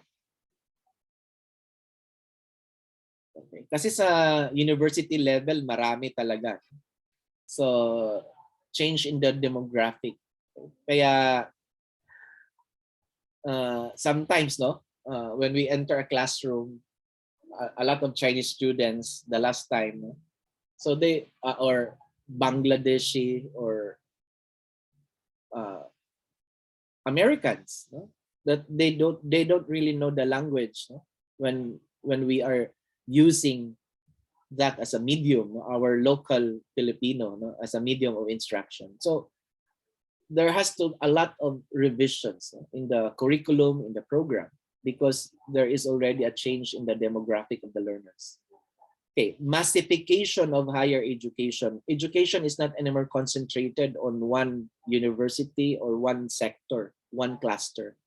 So massification of higher education. There are a lot of offerings today, a lot of providers for higher education. So that's the new trend. No? Mobility, of course. Not only of resources, but also of the classroom and the personnel, no? Mobility of people. So this is international enter, no? Within the region or within the ASEAN or with the other countries in general. So there is now mobility, no? Exchange program, exchange campus, teachers, students. So a lot of diversifications in terms of resources and people. Okay, changes in the paradigms of learning. Correct, no? It demands a lot. No? It demands a lot of learning pedagogies. No? Kasi nag-iiba na ang composition, no? Demographic. So it demands changes. The inclusivity, the nature of the learner, the nature of the instruction. So magbabago din lahat, no? So there is a paradigm shift of learning. Increased focus on quality assurance and qualifications framework. Definitely. Okay? Kasi meron ng mga how much is paid, no? When there is a foreigner. What are the qualifications? How much is paid when there is a foreign teacher? So everything else, no? Not in, especially with the QA framework, because some universities or outside of the Philippines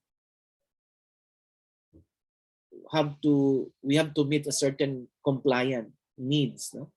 Standards to accept to provide such education.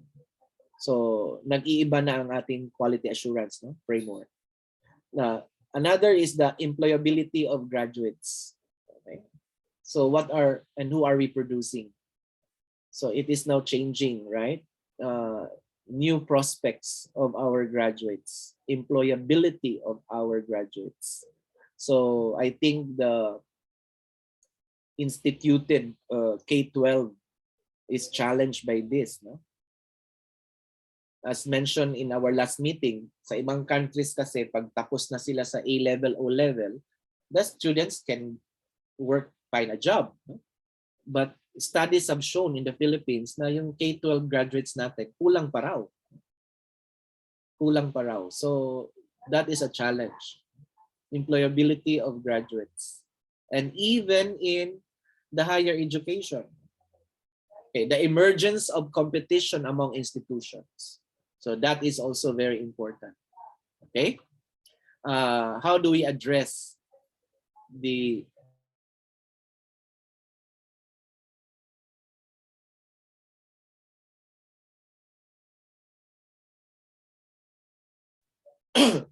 so how do we address the emergence, no, of competitions among institutions?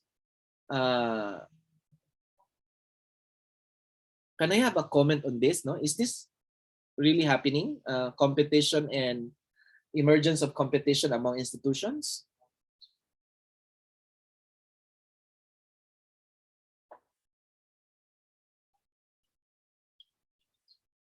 Meron ba? Yes. Ma'am Geraldine? Uh, I like to believe that there is a There healthy is. competition. So healthy because this is not in terms of the question of who is the best or what is the best or which is among the universities, like for example in the Philippines, which is the best. But this is more of a healthy competition because uh, each institution is do not it does not stop in terms of all that they would like to adopt to make things, I mean, to improve the things that they have.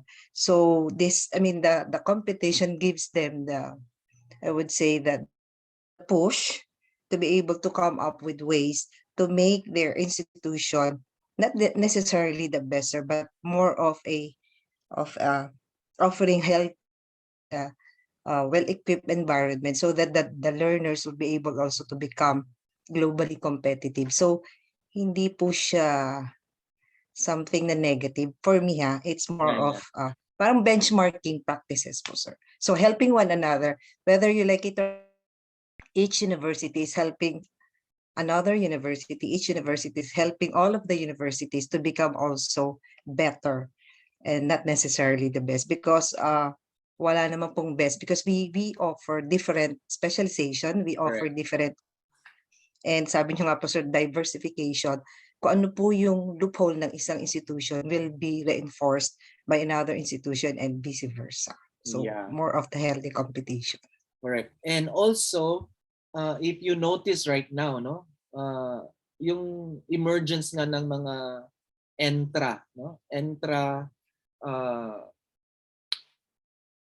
initiatives, no, within the regions, of course, in the Philippines, no, because there is a change in the demographic, no. Yung mga, take a look at now the universities, they're branching out provinces, di ba? Meron na sila mga on-site campuses, extension of the main campus. Okay, because it has changed also the attitude of the learners, no? Yung ating spreading out, no, na traffic, na accessibility. So yung mga universities na yun, may mga on-site campuses na. And I think that's the challenge, whether the on-site and the main campus has same level of procedures, no, or process when it comes to quality assurance, no? So ito talaga ngayon, akala natin ito kasi this is based on the United Nations, so Japan's conference to nang galing. Kung titingnan natin, nangyayari din to sa Pilipinas, no, with respect to HTIs. So emergence of competition among institutions. So those who can offer programs. Kaya nga I had she was a former CHED commissioner, and now she's the president of a university. So when we had our initial meeting with Commissioner De Vera, yung kanyang comment, no, na paano ba magiging relevant ang higher education when everyone else is offering the same program? I think that's a challenge, no? So punta ka doon sa ibang university, pares lang naman ang program. Same programs, no? So yun ang tinanong sa kanya ng board kasi siya ang president. So tinanong niya, no, kasi ang school nila negosyo, no? The owners are really famous, no, in the business. So she was asked, so how do we cope up with the emerging competition? Okay? So ang sagot niya is that what courses, what programs they have which we don't have, or what programs we can offer which they don't have, which we should offer. So sila ngayon ay meron ng ano, I think, no? Sabi niya, so it demands investment. So in-offer niya sa board. Okay. So we will have this. This is the trend, no? So we have the EdUp trends naman on issues on programs, curriculum. Dati siyang commissioner. So talagang magaling, no? May kakayahan. So sabi niya, okay, let's identify 5 faculty. Let's send them to Singapore. They will have their PhD or specialization on artificial intelligence. And then we will offer a program. No? Because you cannot offer a program without a solid number of faculty specialized. No? So yung artificial intelligence. Because ito na yung nangyayari ngayon, no, sa ibang bansa, no? And if you have this in the Philippines, then why our students will have to go other countries when you can offer this program? So that's one way, no? That's one way of addressing competition. So yun ang ginawa niya, sending faculty, no? Yung mga IT, yung mga computer science, o mag-aral kayo ng artificial intelligence. Bibigyan ng scholarship para pag balik nyo 3 years from now, then we can put up the program. No? So yung leverage, yung advantage na meron talagang faculty, no? Hindi lang program na dinesign, no? Kung hindi yung fitness, no, ng program to offer. So these are new trends now, no? If you are the higher education managers, no? Part of the decision making. So it was approved though it is really costly, no? Kasi scholarship, no? So you send approved ng management kasi mga negosyante yung may-ari ng school. So addressing this, no? In order to provide, nandun pa rin yung quality assurance. No? Now, we cannot just offer a program without people being specialized. Okay, move towards building regional higher education and research areas. So I think there are a lot of initiatives for collaboration on research and development. So hopefully these are not new to us. No? So we welcome this opportunity. For example, when we join conferences or fora, we meet our counterparts. I have one group in the area of student affairs, no? Because I also have my experience in the student affairs. So until now, we communicate. So one from Hong Kong University, from SMU, no? Singapore, and then another one in Australia. So we have a small group, no? And then another one in Malaysia Technology University. So it's a small group looking at opportunities and some issues. Yung nga lang mahirap kasi we're supposed to meet and then there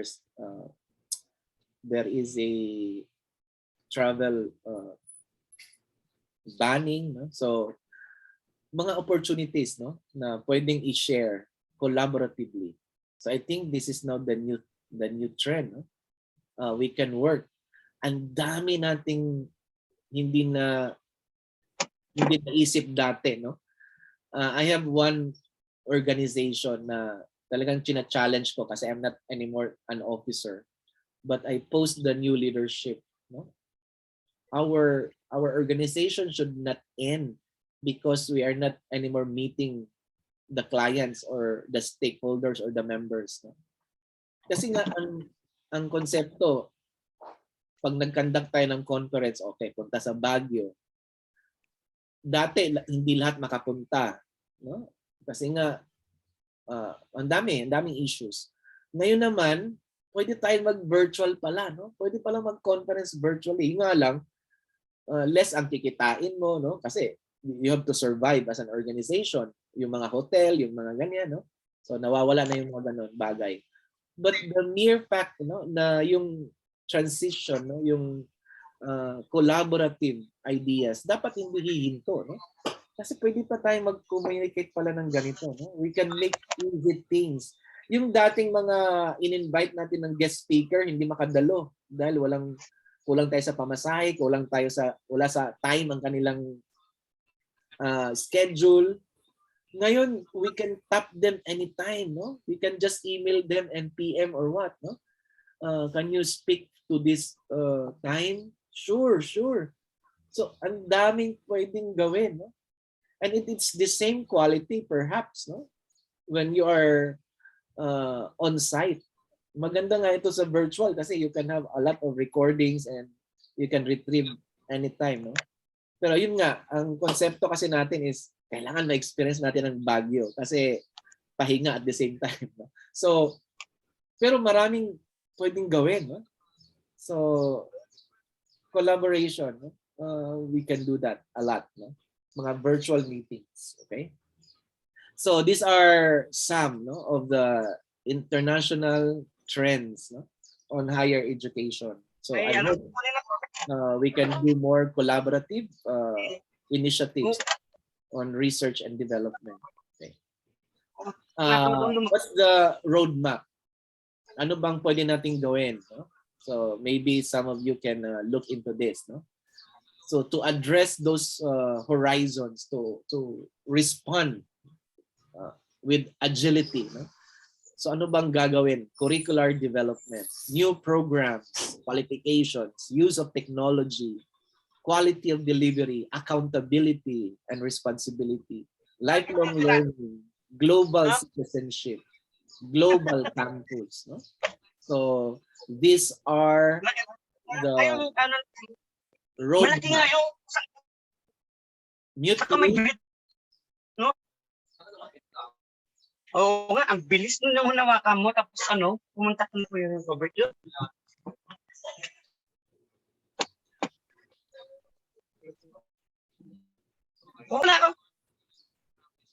Okay, so these are the challenges now. No?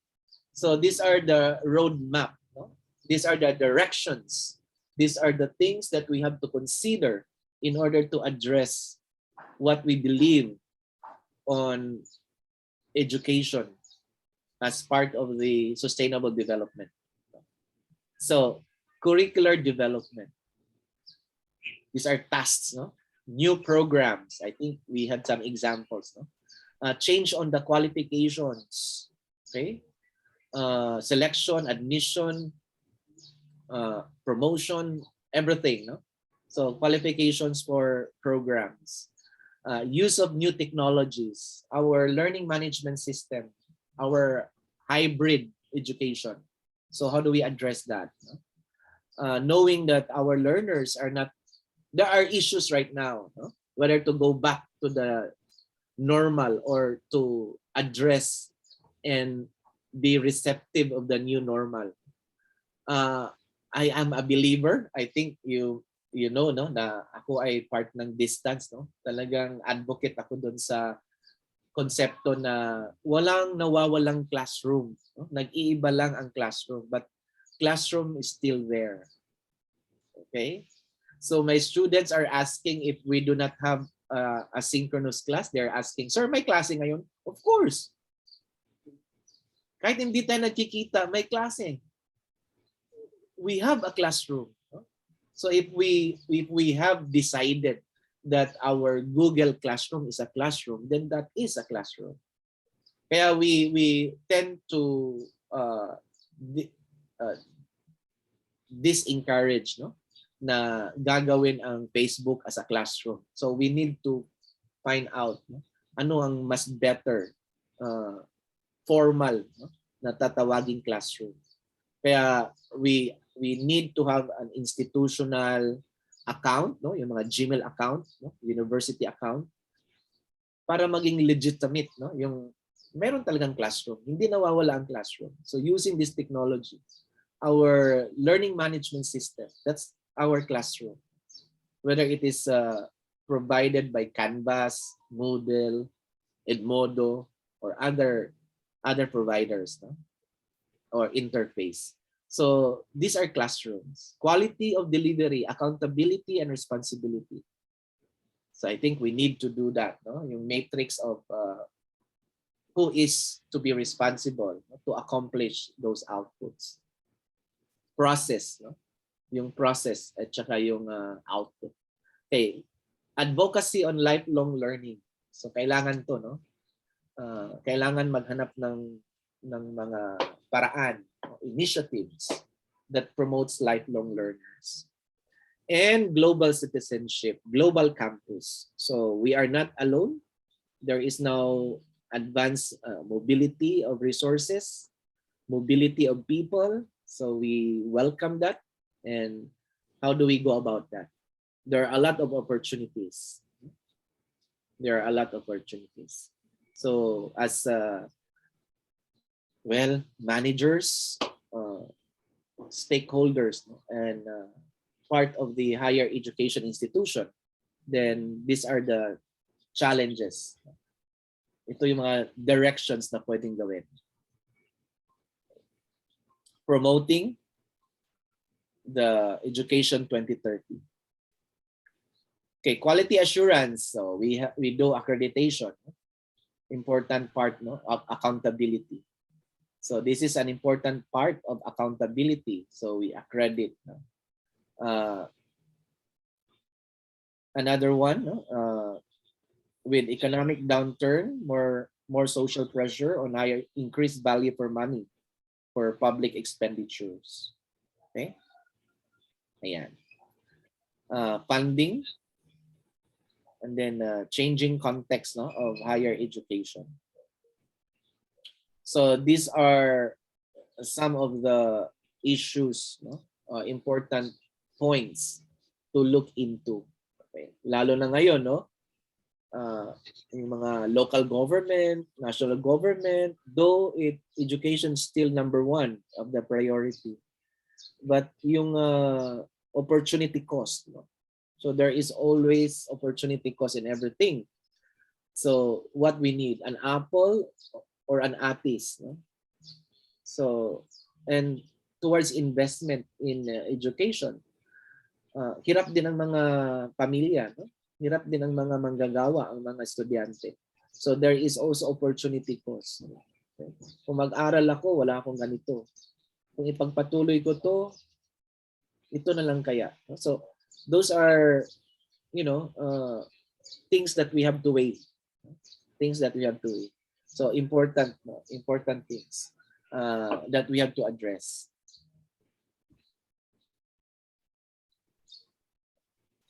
Quality assurance. So what are the traditions towards QA? So we have the system. We also have our organizations, departments ready. No? For example, the instituting a standard quality department, strategy management department. So these are important, no, for documentation, process collection for institutions. No? And then we also have some accrediting bodies. No? These are important in the Philippines, for example. Okay. And of course, yung ating collaboration, no? Linkages with those universities or system. For us, distance education, no? We have the ASEAN Association for Distance Education. So integration. Kailangan magpa-partner ka sa ganon na ODL. Because this will, in a way, help you exchange yung resources, common resources sharing. So importante yun. Okay. So I think this is the main content, no, of this article. These are their activities, no, as reported. But what highlights is also here it ends with capacity building. No? So what things to be done? What are things that are needed to address opportunities for addressing sustainable development for. Okay?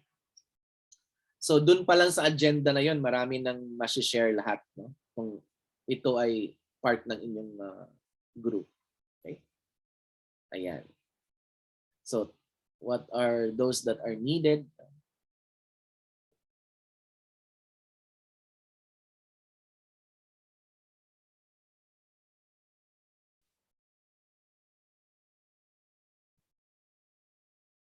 So questions on this?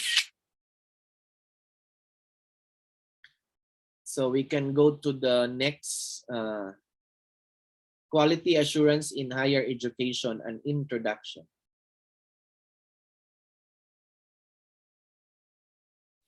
Okay, this is 113 in pages. Okay, so again, what we are interested is to look into the important nuances or concepts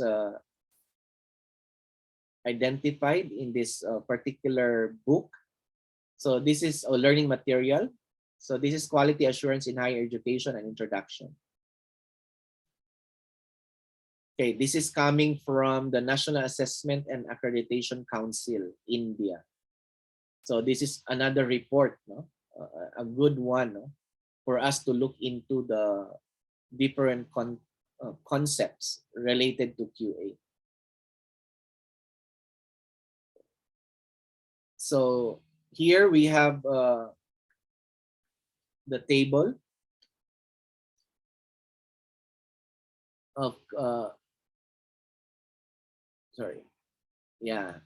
so what is higher education, what is the concept of quality, and then the movement, dimensions, how quality can be assessed, tools or models of quality assessment, and then we have and then we have the international practices, and then towards a culture of quality. So that's the reason why I included another learning material which is on culture of quality, because this is a very important topic, no? When speak about quality, accountability, responsibility. So we need to create a culture of quality. Kaya yung last group, no, we'll talk about culture of quality. Okay. So maraming ideas na pwede tayong makakuha dito, no?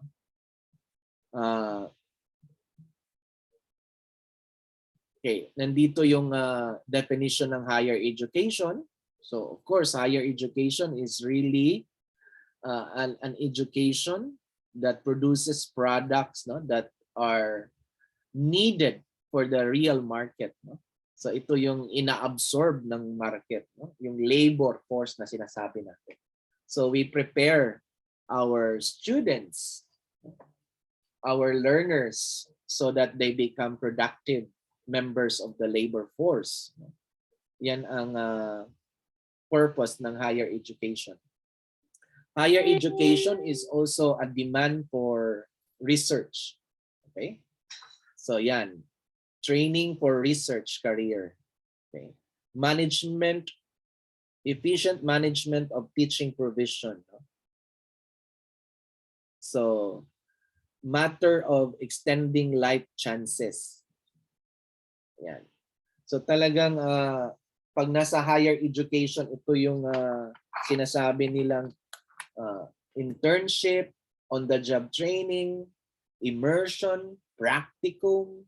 So all needed skills, no, to link education and industry, no, to create learners to become professionals, no, in their field of choice or specialization. Okay, the role of higher education in the society. So I think we are all aware of that, no? So new knowledge that can be done, no, through the conduct or attempt on research. So we give opportunities of our students to do research.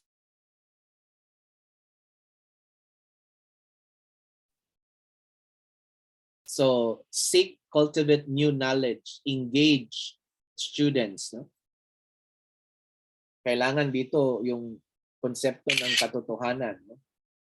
Kasi ito na yung mga professionals. Reflection na to, no, ng society, kung ano man na ma-produce natin sa ating mga estudyante. No? Provide the society with competent men and women. Okay? Provide the right kind of leadership in all walks of life. Strive to promote quality and social justice. And then to foster in the teachers and students, and through them in the society, attitude values needed for developing the good life in individuals and society. So if we go back to the ethical standard, no, everyone is created with goodness. No? So there is the pursuit to be happy, pursuit to be good. No? So it is our job to help people the goodness of life. No? So, yeah, fulfillment of a good life. So for 21st century learning, the UNESCO, so ito yung kanilang highlight on the functions of HE, higher education. Prepare students for research and teaching, provide specialization, so training, to open to all, no? Cater as many lifelong education, the learners, and then to provide international cooperation. So these are the expected, no, responses of higher education towards our goal or our purpose, why we are called the higher education institution. So prepare students, specialization, accessibility, and then promote cooperation, collaboration. Okay, and then we have here concept of quality. I think this is also taken from the last Green and Harvey definition of quality. So we mentioned that one earlier: exceptional, consistency, purpose for fit, and then value for money, and then transformative.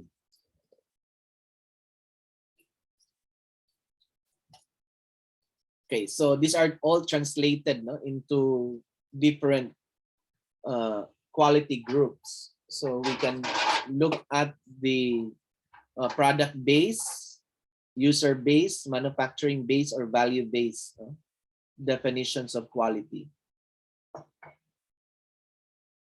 And of course, the personal, so transcendent definition.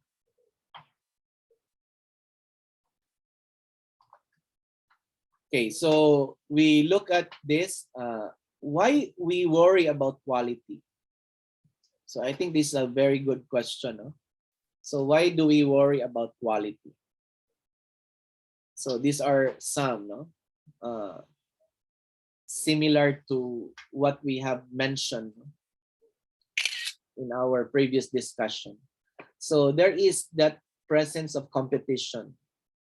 There is consumer satisfaction that is to be achieved. No? There is maintaining standards. There is accountability. And then quality, we worry because we are pretty much sure, no, that we want to motivate, empower our workforce, no? Improve morale of the employees. So that's why we push for quality. And then credibility, prestige and status, branding, image, visibility. So yan, bakit tayo umaasa, no? Or bakit tayo nagre-respond, no? Doon sa konsepto ng quality. Okay? Ang ganda kaya, no? Na titingnan mo, autonomous, ISO, accredited, what else, no? So these are all parts of branding, no? Image, visibility, okay? Lalo na yung mga ranking, no? So this pertains to status, and it speak about not only legitimacy but credibility of the institution. So these are areas of why quality is an issue. Okay. And then we also have history of quality movement. So these are some of the hierarchy, no? So dati ang tawag inspection, tapos there is control, and then we have assurance, and then now we have the TQM, no? So the total quality management. Okay? So ito yung evolution, improvement ng paggamit ng quality assurance or quality management. Okay, so I think the last time, no, we just do the inspection, and then we elevate that to quality control, quality assurance, and now it is the general term for total quality management. So it is now part of the management cycle. It's not only about one department, one sector, one output, no? But it is the holistic management process. Okay, we have leading thinkers on quality. So here we have Edward Deming. So this his concept of quality is on the philosophy, no, of pointed out here, the 14-point philosophy. So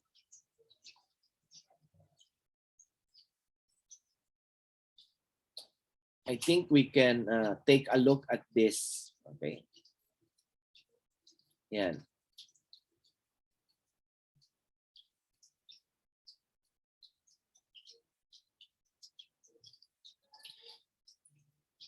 These are some important nuances here, no, towards the philosophy.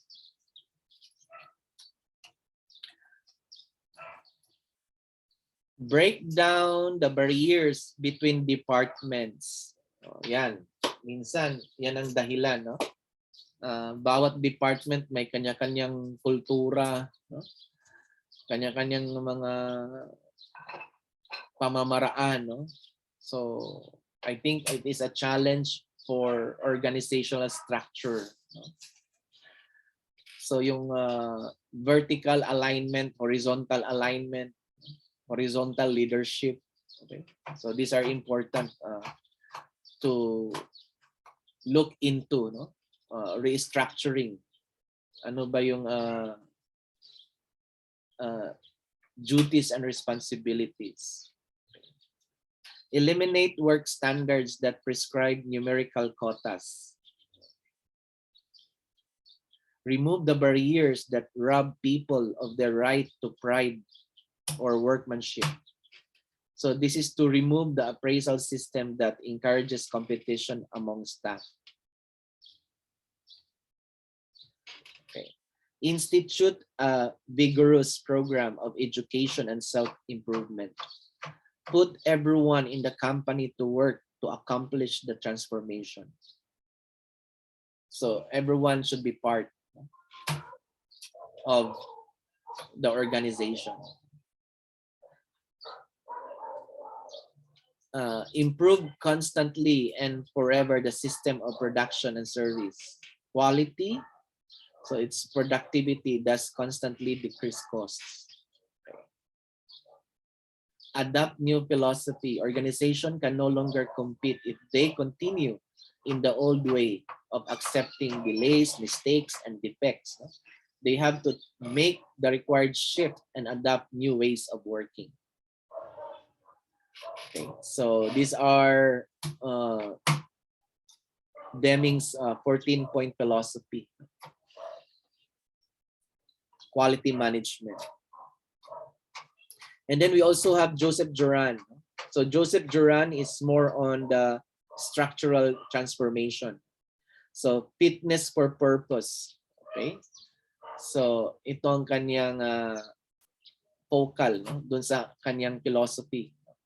So ano ba ang purpose ng ang institution? No? So gaano ba siya ka-adequate to respond to such purpose? So I think one important is structural improvement, no? And then training, and then quality directed to leadership. So structural kasi ang kanyang ano. So importante na ang leadership system, okay? Quality that is directed to address the purpose. Okay? So ito yung kanyang importante na areas, no? Fitness for purpose.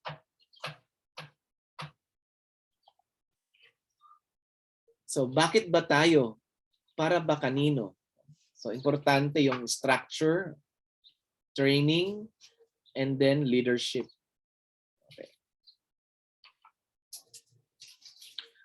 The condemning's addressing the problem, no? Yung defects, no? So ito yung kay Demings, no? So how do we address, no? Such circumstances, no, on yung kanyang book na Out of the Crisis. So failure of the management to plan for future and foresee problems before they arise. Okay. So how to prevent, no? Bago pa mangyari ang mga problema, so paano ba i-prevent? So ito ang kanyang mga philosophy.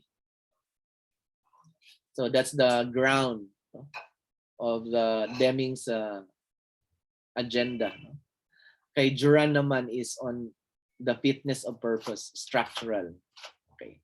So how to do it, no? So ito yon, create awareness on the opportunity for improvement, no? Set explicit goals, create organizational structure, provide appropriate training, adapt a project approach, problem solving. So project approach,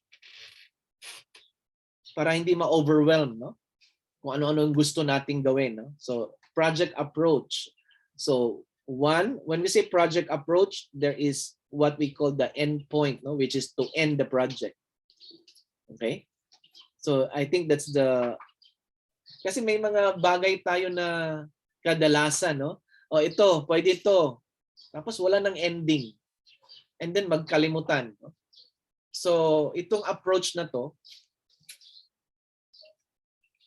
the project approach to problem solving, maganda, no? Kasi when you create a project, there is the end point, no? When you are able now to give the blueprint and the actual. Okay? So pag naka-deliver ka na ng actual, so yun na yung end point, no? Tapos ang project. Kaysa mag-initiate tayo tapos hindi natin alam kung nasaan na ba tayo. Minsan gano'n, no? So ito sa kanya, adopt a project approach to problem solving. Identify and report progress. So klaro sa kanya, no, yung structure.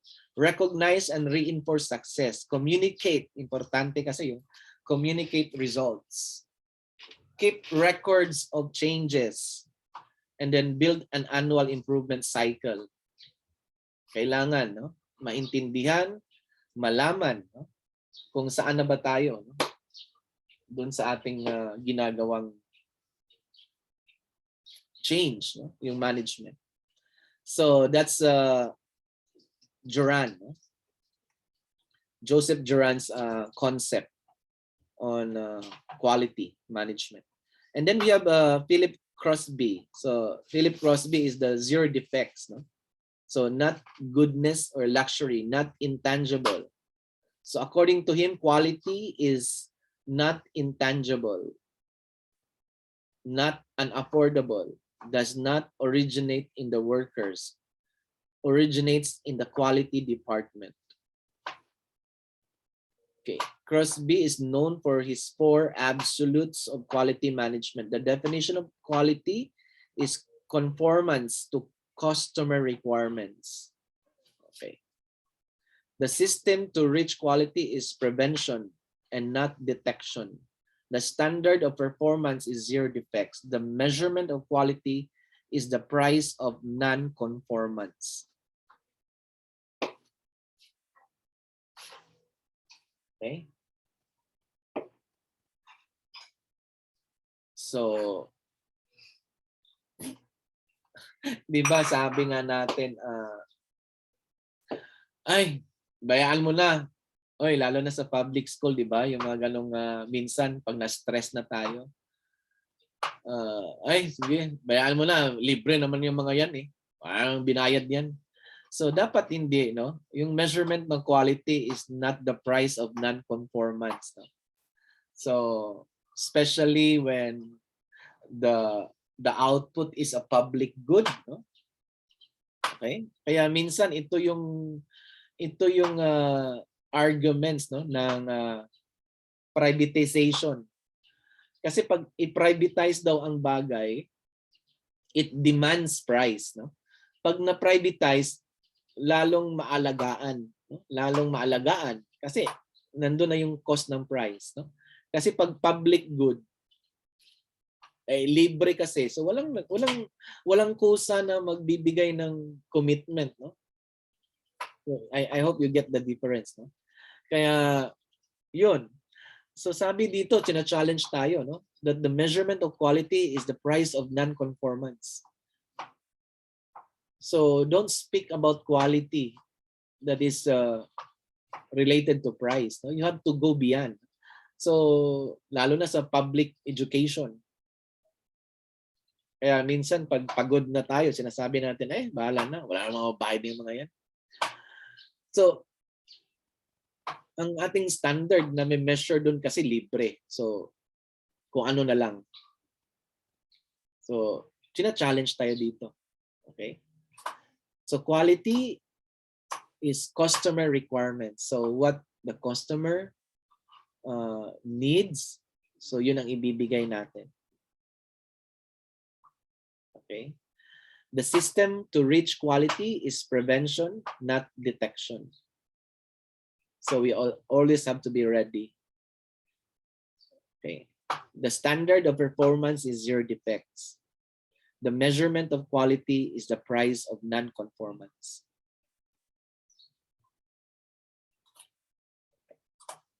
Stricto din ang kanyang standards ng quality. Philip Crosby. Okay. Implications to higher education. So with these 3 theories, so what are the implications? So there is a demand for leadership and commitment, top management, creating an environment for learning and then staff development is crucial. Adapt new philosophies and technologies that can improve quality. Encourage teamwork and participatory management. Develop communication strategies. Important to. Recognize the efforts of the staff without creating a competitive environment. put appropriate systems and processes in place as per the needs of the stakeholders. Encourage quality circles and a culture of quality. So kailangan talaga yung culture of quality. Okay? Quality movement. This is India, so we'll have it. Let's go. Okay, here. Products of quality, no? Dimensions. So we have performance, features, reliability, conformance, durability, aesthetics, serviceability. So these are the implications, no, to quality education. So we have here product dimensions of quality in higher education. So what is performance? So primary knowledge skills required for graduates. Is this attained? So these are now the product dimensions. No? It means to say the output. Okay? So yung na-produce natin ng mga graduates, kamusta sila? No? Secondary, supplementary knowledge and skills. No? The features. Okay? So do we have kaya nga academic will always go with academic support. So there are services that are very important, not only to the cognitive, no, but also to the affective, psychomotor. So importante, no, dun sa kanilang immersion, practicum, internship. So these are very important. Secondary, supplementary skills, no, knowledge. Leadership, that's very important. No? School affairs. Kaya performance, some features. Reliability. Skills learned is correct, accurate, and up-to-date. Reliable ba yung binigay natin dun sa produkto? So let's take a look at our curriculum. Let's take a look at our instruction. The degree to which an institution program course meets established standards, plans, and promises. Conformance. Compliant. Dun sa standard, no, ng iba. No? So we have to go about accreditation and evaluation. No? Review. Okay, so performance, features, reliability, conformance. Baka yung mga graduates natin magsasabi, parang kakaiba kami. Wala dun sa ibang mga schools na parehas kami ang major. No? So, we have to look into standards. Durability, depth of learning. So, kailangan, no? Talagang kailangan, no? Matatag, malalim ang kanilang kaya nga na gusto ko yung konsepto ng senior high. Meron silang immersion. No? So I appreciate that initiative. No? Yung immersion na courses. Okay? Kasi it is now the depth of learning. No? How to translate knowledge into real thing. No? So we go immersion. We go experience, no, of the certain specialization or skills. There is a university that requires students, before they enroll research, they have to have immersion. So it is given usually the entire summer. So students will have to submit their field of study, area of variable. Okay, for example, I want children in conflict with the law. No, yung mga minor na may kasalanan, no, juvenile delinquency. So children in conflict with the law. So pwede kang ilagay nila sa boys town, ilagay ka nila sa doon sa mga institution, no, na nandun yung mga bata na may atraso sa batas. So they are creating a relationship, no, with some NGO or organizations para doon ang immersion. For example, you want to write something on prostitution. O di, doon ka sa mga, meron silang extension campus sa Angeles, sa Pampanga. Okay? So there is a certain depth of learning. No? Importante to, no? Importante yung ganun. Okay. You know what happened? There was one outstanding thesis. When you are exposed, no? When there is immersion, your lens, no? Yung variable lens mo sa study or sa research, mag-iiba. Because you are now exposed, no? So there is no immersion to that variable. Okay, for example, yung prostitution. Di ba sabi na, ang dami na nag-study ng prostitution na yan.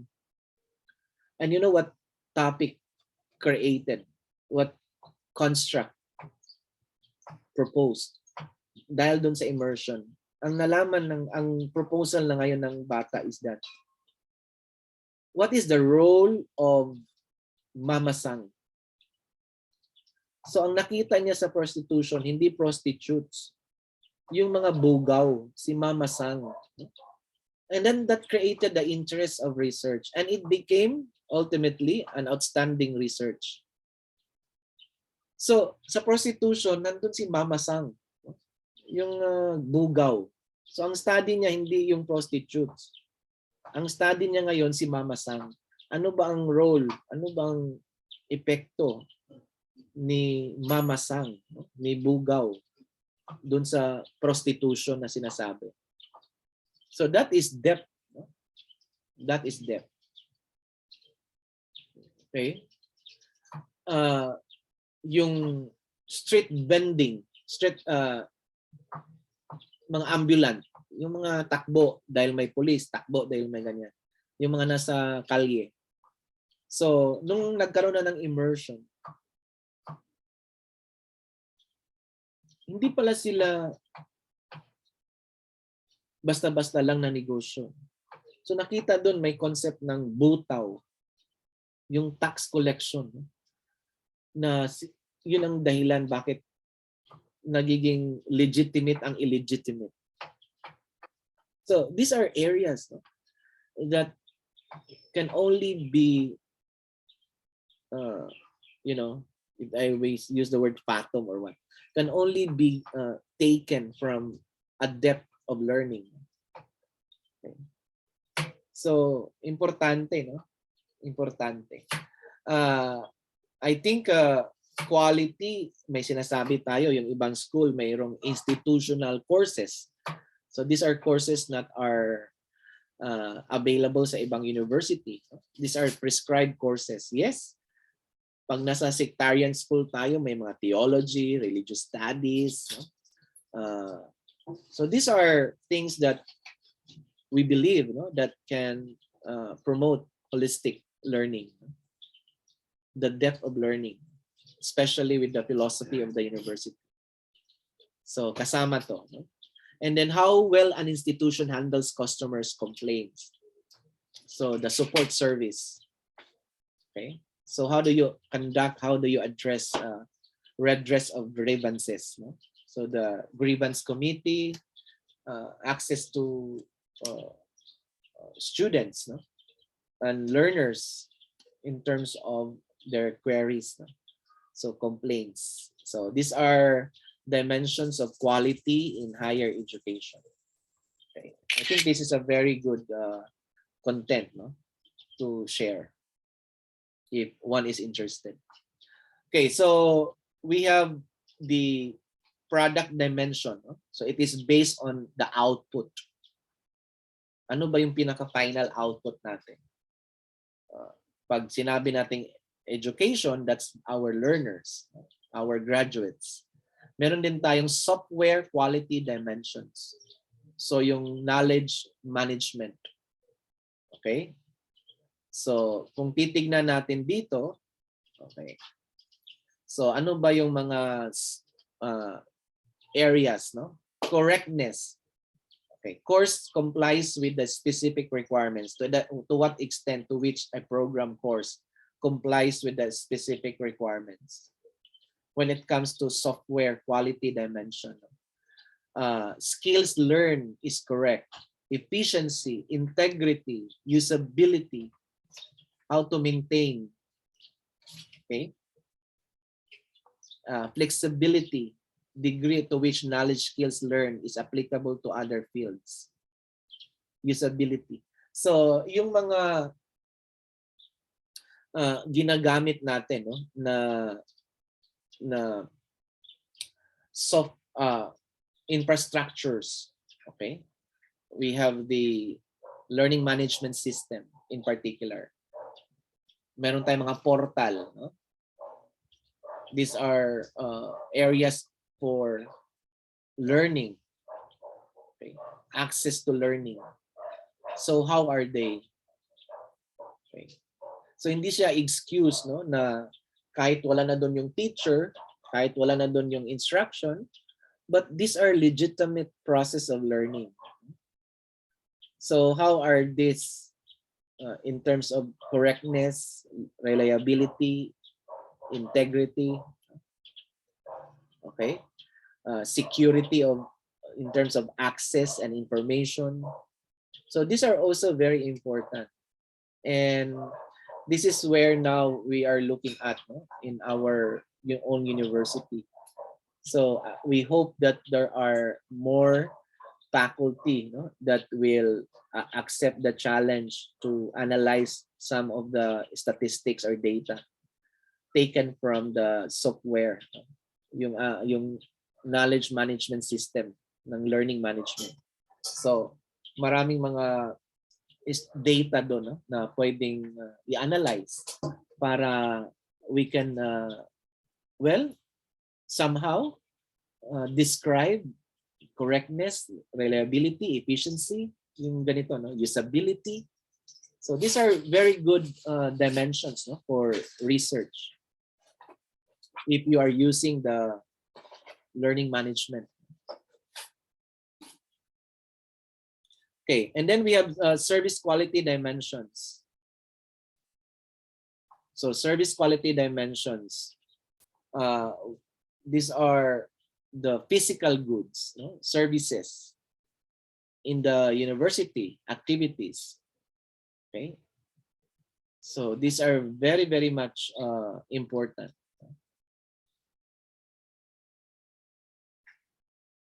Yan, reliability. Oh, yan. Yung mga sinabi ba ng university bago nag-enroll, meron ba, no? Yung mga provisions, reactant ba ang university, no? Okay? So may mga issues na, sir, wala pa akong grade. Sir, hindi pa ako ganito. No? So that's very important. No? Reliability, responsiveness, competence. So training for the staff. No? Delivering the support services. Access. Okay? Courtesy. So profile ng mga employees. Communication. So how the language, no? That is understandable. So service quality dimensions. These are very good, no? Areas, no, for quality assurance. Okay. So service group, yung mga nasa service area, no? Service support services. So maybe you can take a look at this. No? I have several circumstances, no, na yung pag-communicate, no, ng staff, kasi we are now using the email, no, because of the lockdown, no? So importante yung communication, no? How we address, no? And sometimes it creates confusion and issues. Sa ngayon, ang bilis ng mga estudyante, i-click lang nila yung 8888, punta agad sa CHED, no? Punta agad sa Malacanang, and mag-i-email na lang sa'yo, dear Dean, yan, address in 72 hours the concern of the student. Ganun na kabilis, no? So wala tayong magawa doon, no? Yung access ng mga estudyante din sa gobyerno, no? Kasi sinabi ng gobyerno, pwede kayong tumawag kung may problema kayo. So if I may use the word, pinapatulan talaga, no, ng CHED, no, for example. So explain in writing within 72 hours. Ganyan. A very simple miscommunication. So kailangan din, no? Kailangan din ng communication na fit yung mga tao, no? Kasi nagka-create ng mga issues. So this is service quality dimension. Credibility, security, understanding the customer, the tangibles. Okay. So facilities, equipment. So lahat yan, no? Part ng service quality dimensions. Okay. Ayan. Halimbawa, courtesy. So, positive attitude towards the students. So, there must be a greater sense of empathy, no? Naintindihan natin ang kalagayan ng mga estudyante. Positive attitude. Hindi yung ikaw ang mukhang head ng department. Lalo lang yung mga nasa window personnel, no? Mga frontliners. Okay? Magbabayad na sana ng tuition, masyadong emote yung maldita yung nasa window. So hindi na lang binayad, no? Shinapping na lang. O di walang clearance, no? Kasi may pangbayad na inis lang dun sa kaharap niya sa window. Kasi may mga ganun minsan, no? So kailangan natin talaga yung lalo na mga frontliners, no? So credibility, communication, accessibility. Okay. Ayan. So importante yan sa service sector, no? Sa department for quality assurance. I remember one. Itong flexibility, no? I just remember one. I don't know if that is flexibility as an example. Magbabayad na yung nanay. Kumbaga tuition. This is again a story told by one principal during our study. No? Narrative din to. Ang reason is bakit sila nawalan ng estudyante. Kasi we had it 1 year study. So the next semester, nakikita namin yung attrition, no? Yung mga nasaan na yung mga teachers, yung iba wala nang mga subjects. So we asked the question, bakit? So the main answer is that nag-decrease nga yung enrollment. Okay? So one principal mentioned, may problema kasi ang aming school kasi hindi siya flexible in terms of payment. Ang gusto nila cash. So may mga parents daw na may check eh. Hindi maka-enroll, no? May nagwawala nga na isang parent daw na full tuition pero naka-cheque. No? Ang gusto daw ng school cash. O di hindi nag-enroll yung nanay.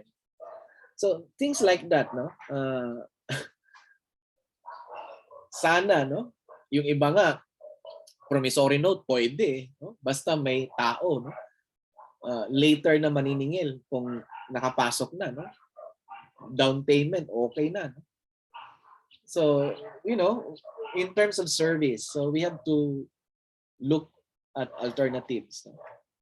Okay. So flexibility. Okay, so we have here quality dimensions in higher education. So the framework now.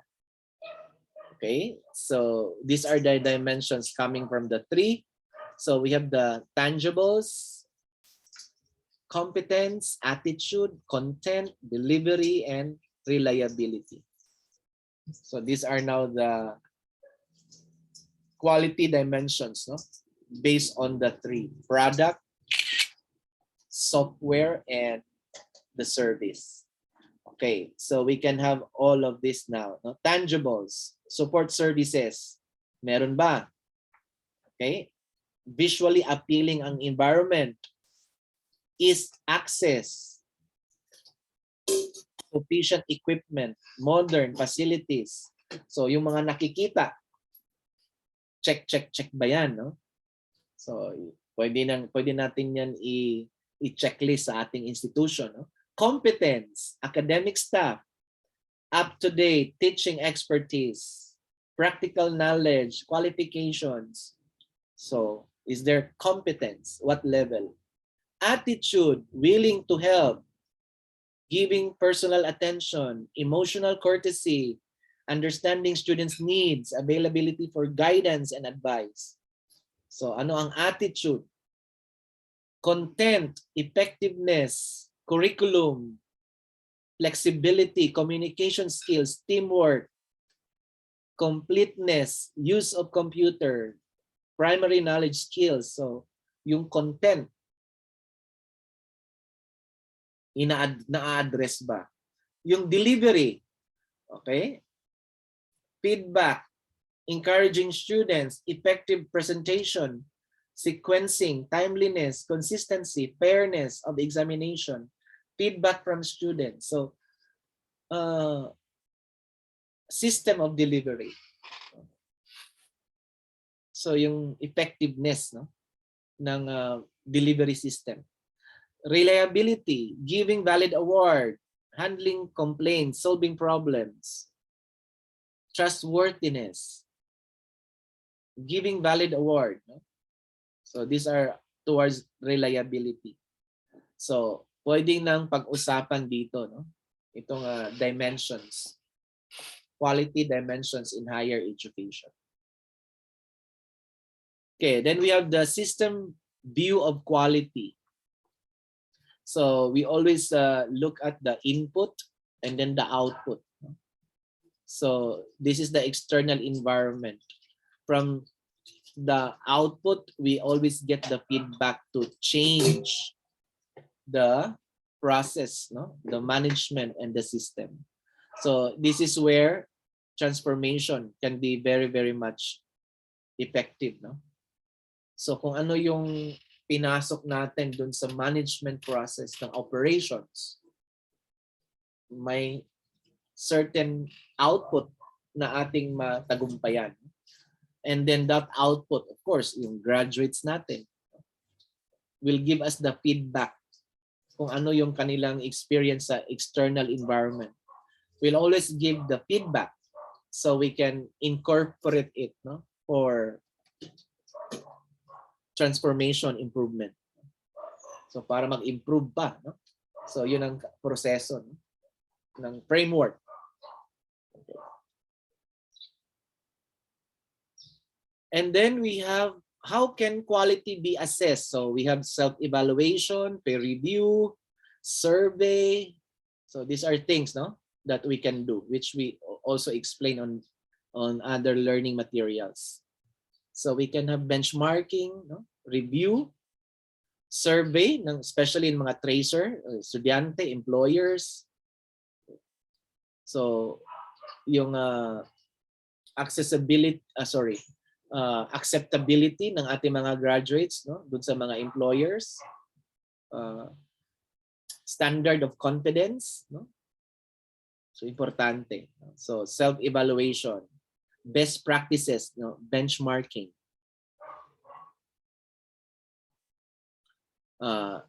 Of course, the evaluation, no, the EQM, external quality monitoring. And then we also have our own department, no? So unit assessment, market-driven approach. Okay, what is this market-driven approach? Ito yung mga ito na yung mga ranking, di ba? Recognition. So these are very good approaches, no, to quality. So pag na-rank ka, halimbawa, you are the 56th university in Southeast Asia, yung mga ganun, no? So may ranking. Ease of doing business, yung mga ganyan. So very important because it creates a signal that is positive to investors, to clients. So market-driven kasi yun. Ang mismo nagsabi kung anong status, anong quality meron ka. So these are market-driven approach. So it serves as prestige branding, okay? Product branding. So these are very important. Okay. Next, we also have tools for quality assessment. So the process flow chart, no? Process flow chart is basically important towards we're not talking about the output. We're talking about the process, no? How do we religiously follow the process? No? So that is the process flow diagram. So ang pinaka-importante dito yung manner ng paggawa mo ng proseso. So parang if you do a research, no? If you do for example, no, na research, I think we mentioned this one, no, na sometimes in the final analysis there are no significant difference, but it doesn't matter for as long as every step has been accomplished and followed and satisfied. Okay?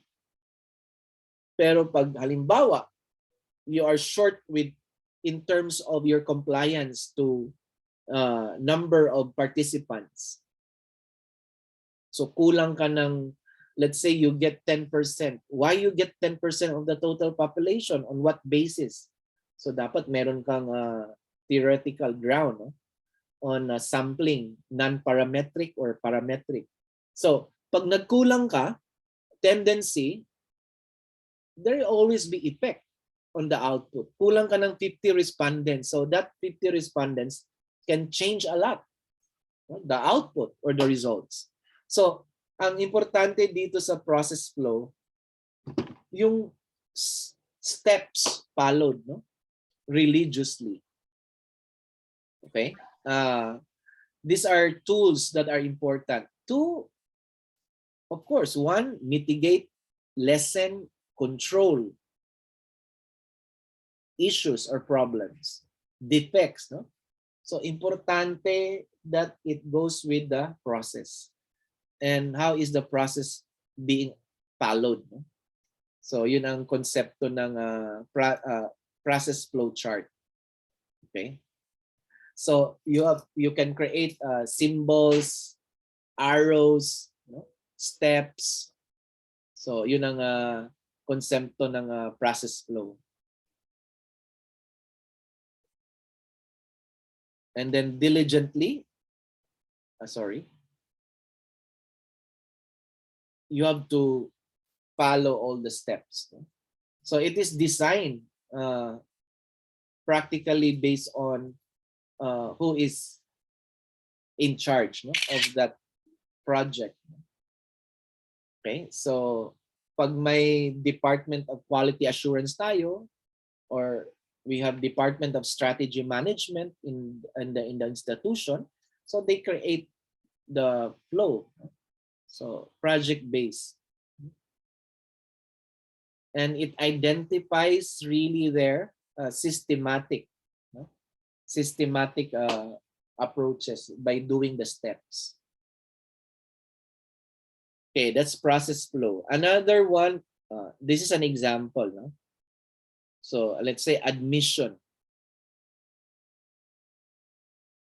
So how to admit process, no? So that could be important. Another one is the use of graph or statistics, no? So we can look at analytically, no? Increase, decrease, percentage, area, acceptability, if we look at the graphs. So statistics are very, very much important in the analysis, no? Tools for evaluating quality. So if we are able to get a certain level of, let's say, multiplier effect, coefficient of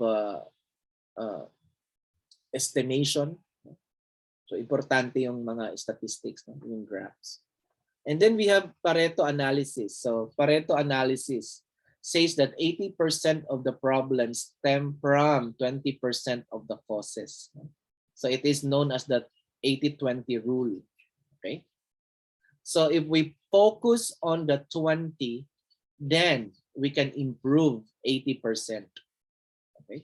So we have to look at the causes. Ano ba ang dahilan? So the Pareto diagram.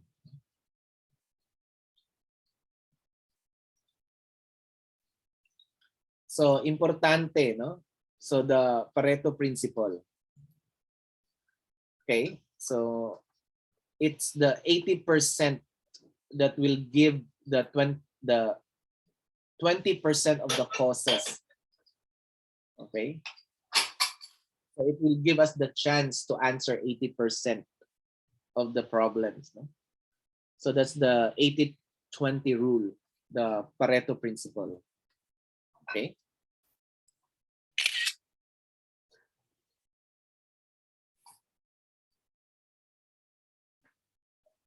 Yeah.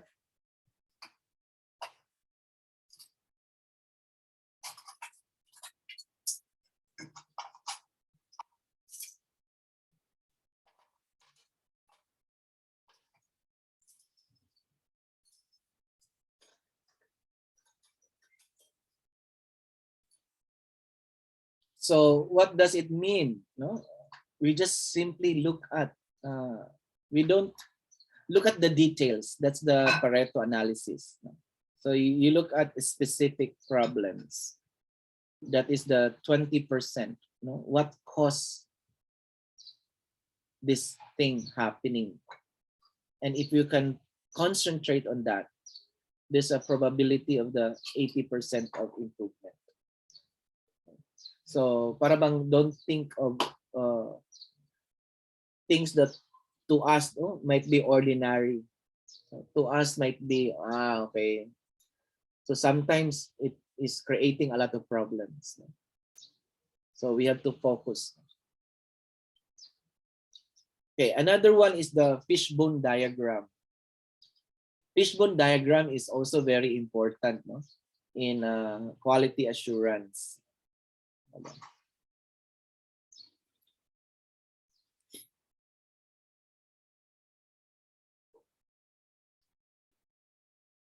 Ayan. So ito yung sinasabi nilang fishbone diagram. So fishbone diagram can be used as a process positively, negatively. No? So you can, what I mean is that you can put there the head, no? Ano ba ang problema?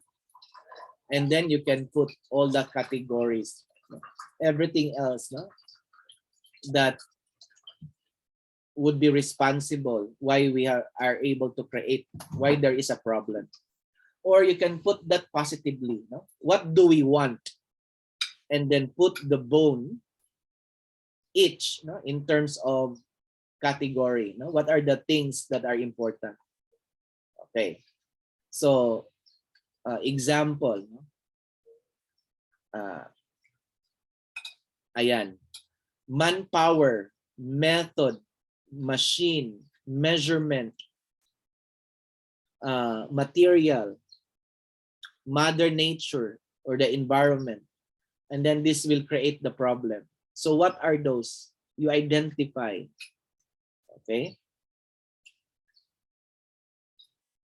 So these are good tools, no, to always remind us, no, na ito yung problema na hindi dapat natin ma-experience bawat department so that we can eliminate such problem.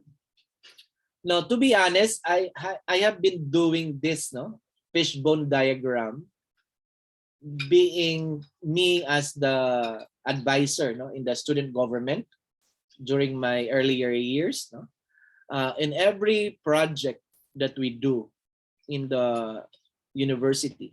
So since this is the central government, so I usually encourage them to use the fishbone for everyone to see, no? Whether they are officers or members of the organization, para maintindihan nila.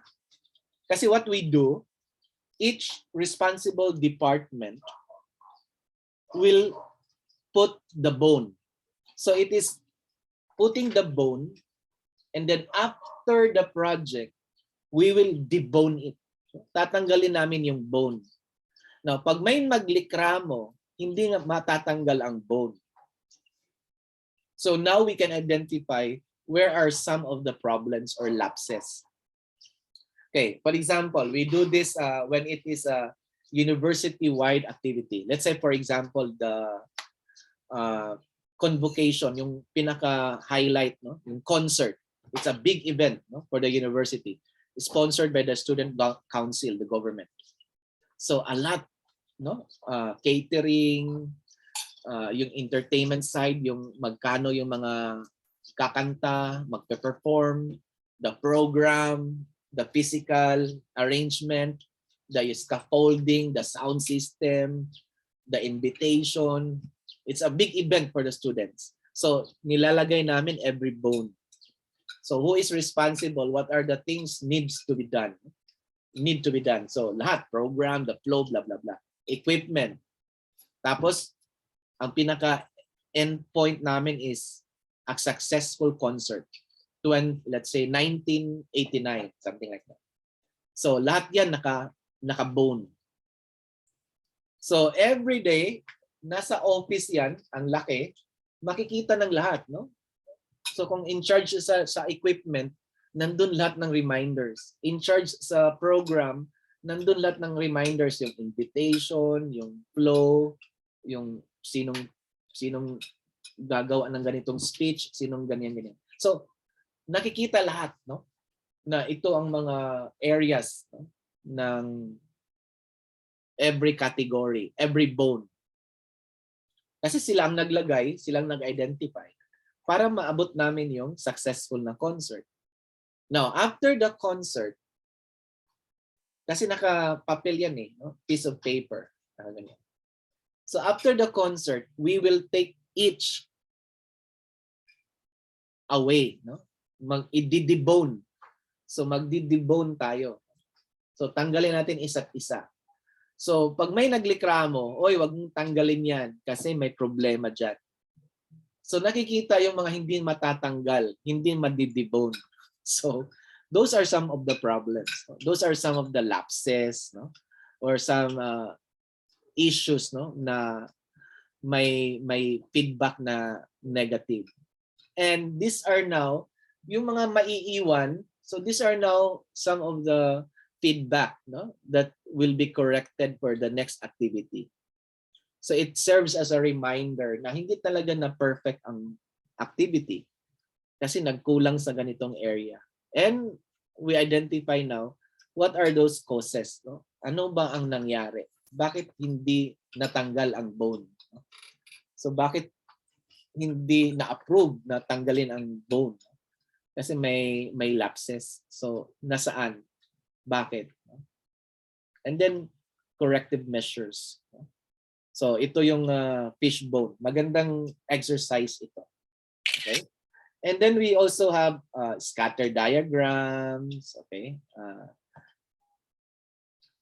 Scatter diagram similar to fishbone.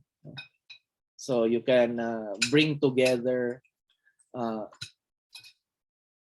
so it can create a good concept, no?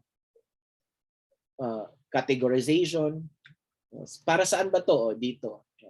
So nakaka-identify ang mga tao kung kanino, para kanino. So that would be one example, no? Exercise. Checklist is common. Aside from the fishbone, meron din kaming checklist. So talagang mahabang Manila paper. So talagang chine-check yan, no? Kung ikaw yung responsible na mag-check, you have to check it. So there has to be trustworthy attitude na i-check mo kasi na-accomplish mo na. I work in Chowking as a manager for less than 2 years. Yan, ginagawa yan ng Chowking, no? Meron kaming meron kaming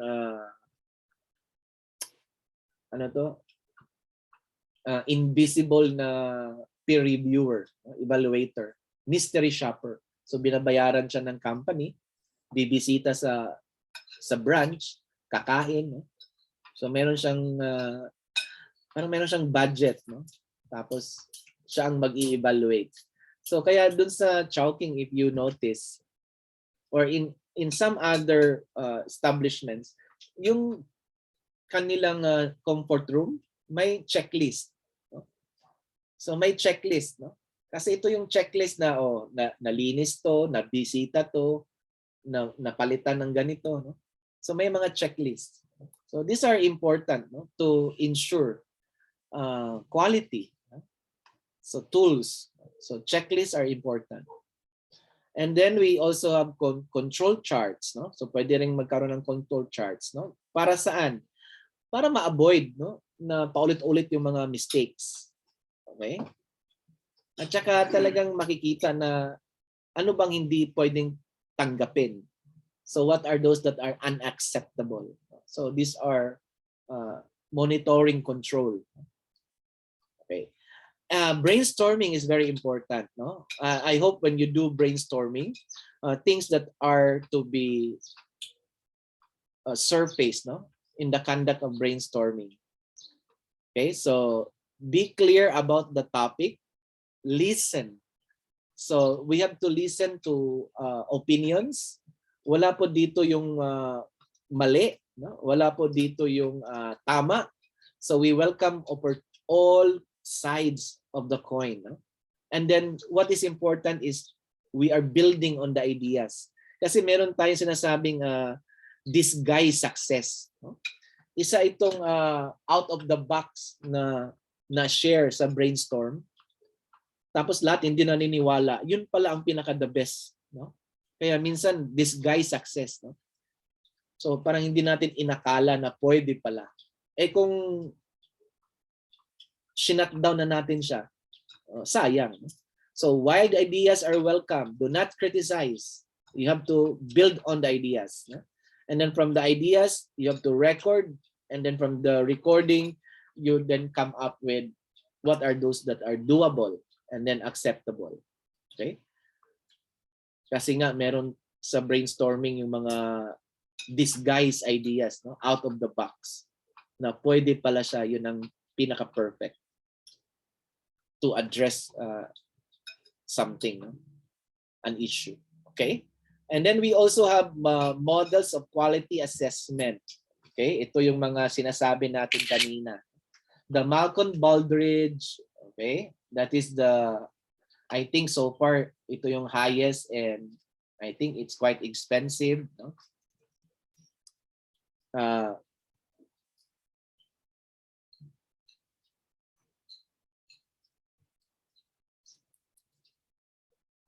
Okay, the Malcolm Baldrige Quality Award. No? So, ibinibigay ito no, na award sa mga institution. So, parang it begins with, of course, it begins with leadership. No? So, ito yung kanyang criteria. No? Leadership, strategy, and then implementation. So, process management, analysis, knowledge management, and then the measure and the review the results. No? Consumer, and then the business performance results. So, ito ang Malcolm Baldrige.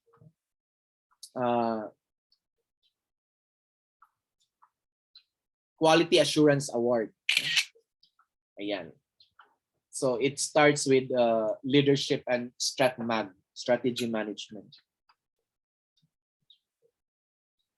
And then, we also have, okay, ito yung criteria ng Malcolm brand. Leadership, strategy, then student, measurement, workforce. And then we also have ISO. Okay? So ISO, series of 9,000, yung pinakita ko kanina. No? So the ISO is here. Ayan. So this is the International Operation Standardization. Okay. So I think some of us are involved here. So maybe one of us can talk about this no? As a presentation. No problem. And then we also have ito yung mga ISO, no? Score system, leadership, this is the Malcolm Baldrige, my score system, no? Points. And then we have the ISO, consumer focus, also leadership, involvement of people, process approach, system approach. Ayan. So tinitignan yan sa ISO. Ayan ang ISO for educational institution. And then we also have capability maturity model. So ito na yung mga from Air Force, no? Carnegie. So initial, repeatable, define, manage, optimize. So levels of software. Okay. So para sa software accreditation. And then we also have here the Six Sigma. I think you're aware of the Six Sigma. So the Six Sigma approach, ginamit talaga sa Motorola no, in the 1980s. And then we have now the basic Six Sigma and the Lean Six Sigma.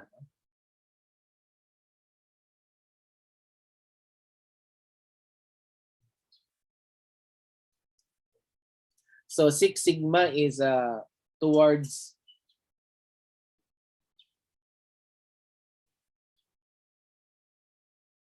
paradigm shift no, of culture. So techniques, tools to process improvement.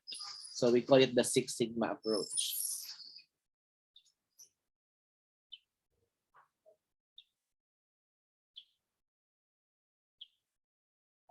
And in the end, it goes into how we can create no, a culture of paradigm shift. No? Yan. So the Six Sigma methodology, define, measure, analyze, improve, control. So that's the Six Sigma approach.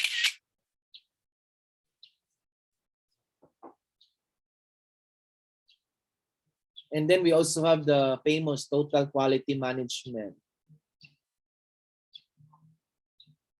So customer, innovation, teamwork, Yun ang TQM.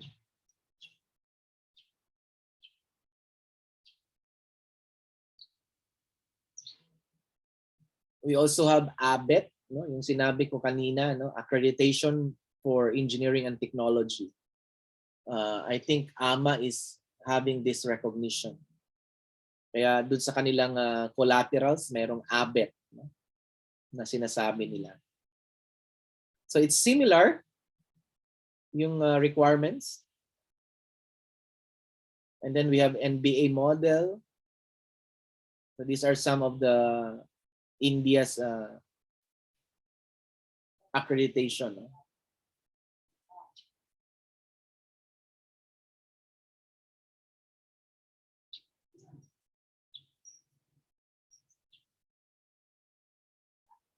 Okay, and then we have the best practices. So you can take a look at that. No?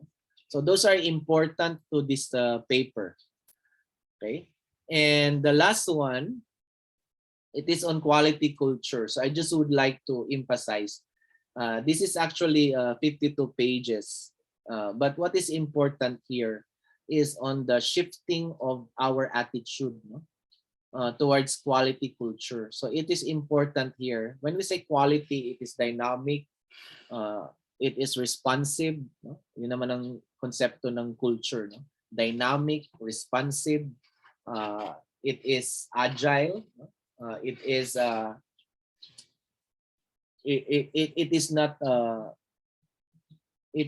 not permanent. So kaya pag sinabi nating kultura, no? There might be some way to inculturate, no, new ideas, so it becomes a new behavior. What is important is that in culture there is an agreed behavior, no? So there's an agreement na ito ang ating i-behave. And I think yung sinabi ko the last time, no, na may mga ibang school na kahit anong gawin ng administration, hindi nagrereklamo ang mga learners, no? Kasi ang mga learners, anak ng mga nanay ng mga learners, lolo ng mga learners ay nanggaling doon. No? So there is already the inculturation na sinasabi. Okay? Kaya I think so, no?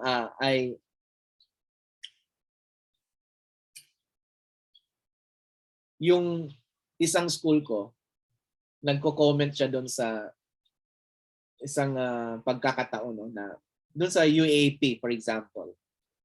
Sir, bakit sa Ateneo at saka sa Lasal ang nag-cheer mga matatanda, no? Tapos yung school natin naka NSTP uniform ang nag-cheer. What I mean by UAP, yung basketball, no? Bakit daw yung kalaban ng school mga matatanda ang nandun, tapos mga bata, no? Tapos yung school, mga NSTP, mga taga ganyan. So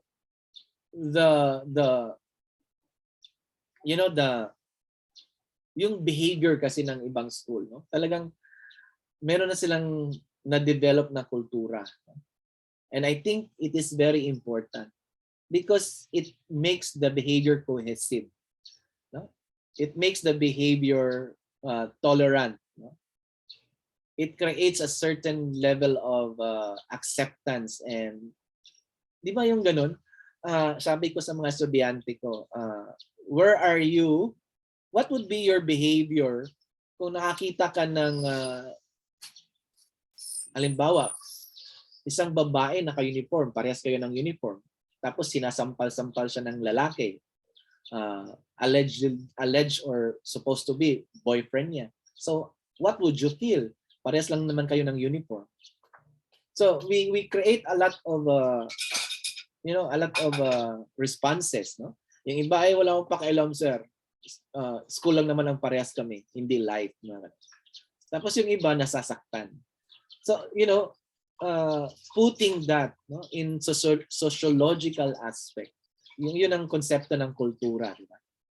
So, kagaya sa ating pagka-Pilipino, so kahit anong pagkakataon, talagang mangingibabaw yung dignidad na magiging Pilipino. So in circumstances, no, na kailangan mag-react, mag-respond. Bakit ginagawa natin yun? Kasi yun ang pagiging Pilipino. So may kultura na sinasabi. And this is what quality culture is all about. No? So in the pursuit of quality assurance, we need the quality culture. Okay? Kaya dun sa area ng management, ng leadership, meron talagang requirements doon na integration. So kahit gaano kagaling ang mga leaders, kung hindi naman yan tinatanggap ng organization, ng mga tao, walang sense of consensus, no? Yung common na behavior. So hindi na-achieve yung kultura na sinasabi. So quality must become a culture. No? Quality must become a culture. It has to be part of life and communication, part of duty, no? Part of an attitude, no? Na every time we have to do something good, something excellent, no? Because nasa atin na yung kultura, no, ng sinasabi nating quality. Okay? I remember I think if I have not shared this, no, yung dating newly installed president ng university, sa kanyang presidential address, bago pa lang ang kanyang investiture, so ito yung sinabi niya sa amin, na siya daw ay advocate ng ICTs, no? Yung technology. Okay? So tanggalin niya sa amin yung mga class record. Wala na daw yun. Dapat electronic. Yung grading system, it has to be embedded. Kababago-bago mo lang ng pagiging presidente, ng leader. Tapos nag-impose ka na ng ganon. So talagang ang dami nag-against. No? And then sabi pa niya, join with me or you apply for early retirement. So talagang ganon no? Ganon ang kanyang konsepto. And well, it took a while. No? Ang problema lang, he only stayed as around 3 years or 2 years. Kasi kinuha siya ng Malacanang. Tapos I think nagiging secretary ng education at that time. So he instituted technology. And it took a while, no, para ma-integrate doon sa lahat ng tao, no, yung konsepto ng technology. So pinayagan muna magkaroon ng mga mentoring, magkaroon ng pag nag-encode ng grades, mayroong kasama, no, para siyang magta-type. Ang wala na yung mga class record na ganyan-ganyan na tayo ang gumagawa ng mga kolom-kolom. So naka-soft copy na lahat. No? Okay, so and it took a while, no, para maintindihan lahat yun. And totoo nga, no? Yun na yung sistema ngayon. Okay?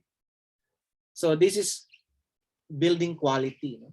Yung paano ba magagawin ng isang quality, no? Na ang kultura ng quality. So it is long, 52 pages, pero ang gusto ko dito yung titignan nyo lang, no? Yung konsepto ng quality culture. Okay?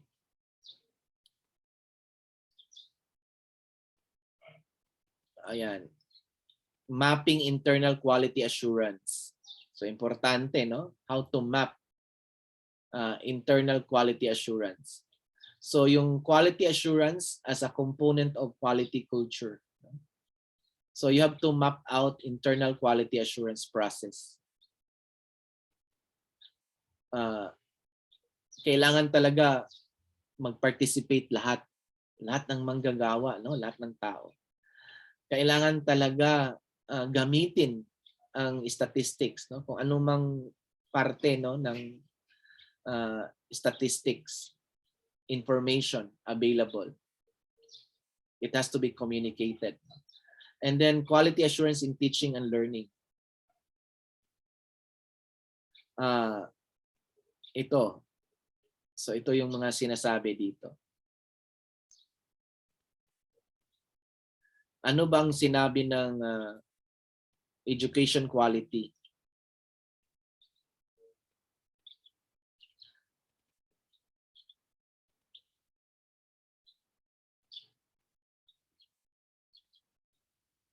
Okay. Here. So it is important that communication, participation, and trust, no, to fully implement or adapt quality culture.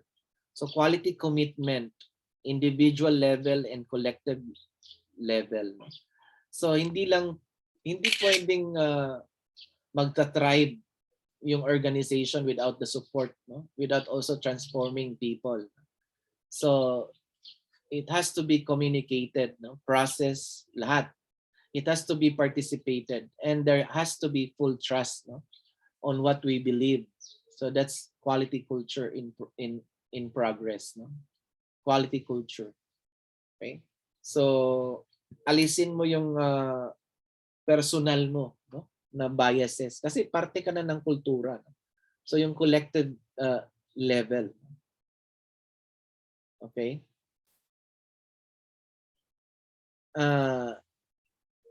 Okay. So quality assurance. So let's take a look at our obligations, no? So activities that can cover internal quality assurance, teaching and learning, research, service to society, student support services, governance and administrative. So these are activities.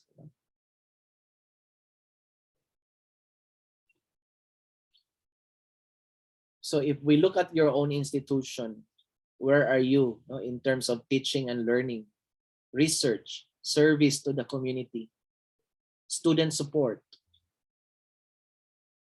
governance? So those are important activities, no? Complying internal quality assurance. Okay. What are those examples, no? So structures to support internal quality assurance. So ito na yung mga verbatim, no, mga narratives na circumstances, no, na nagpapatunay na may nag-exist, no, na quality assurance internal dun sa areas, no, na binanggit. And then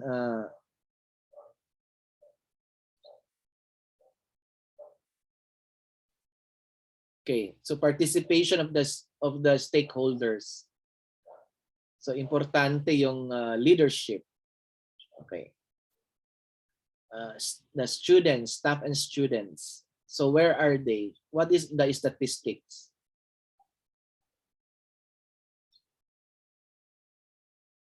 Okay, academic staff, administrative staff, faculty, students. So how much are they involved? To what extent are they involved in assuring quality? No? Okay, and of course we have the external stakeholders. So the use of information, sources of information.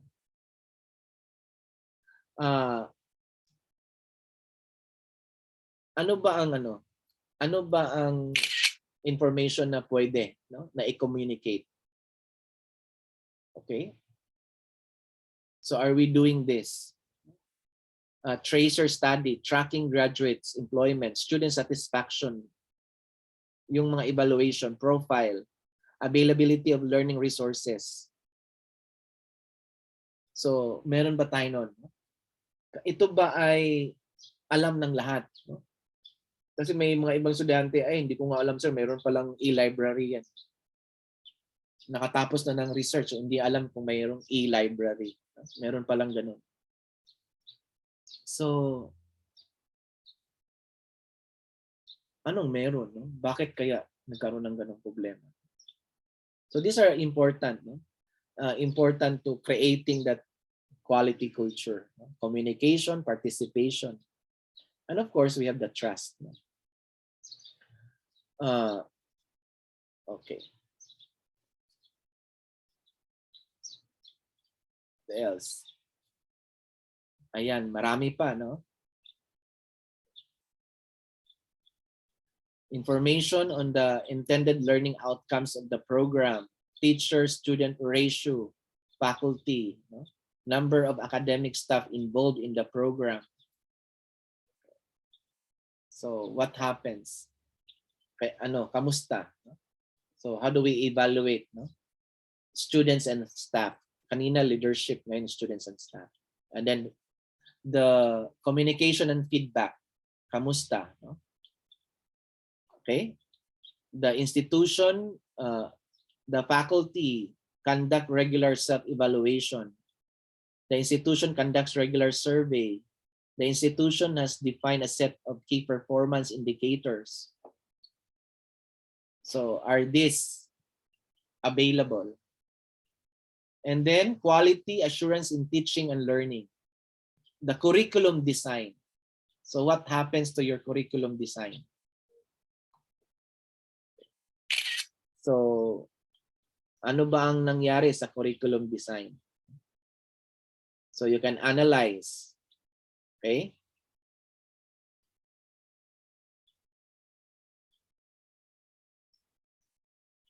And then monitoring and improving established program. So with those programs that you have right now, no? So how do you monitor existing curriculum? In my university, there were already approaches, no, to revising. Kasi may mga programs na mga courses ngayon, no, na kailangan ng i-revise, no? So we have to be updated with the government, no, mandates. So are we monitoring? Learning outcomes. Okay? So importante, no? Learning outcomes. Ano ba ang learning attitude ng mga estudyante? Okay?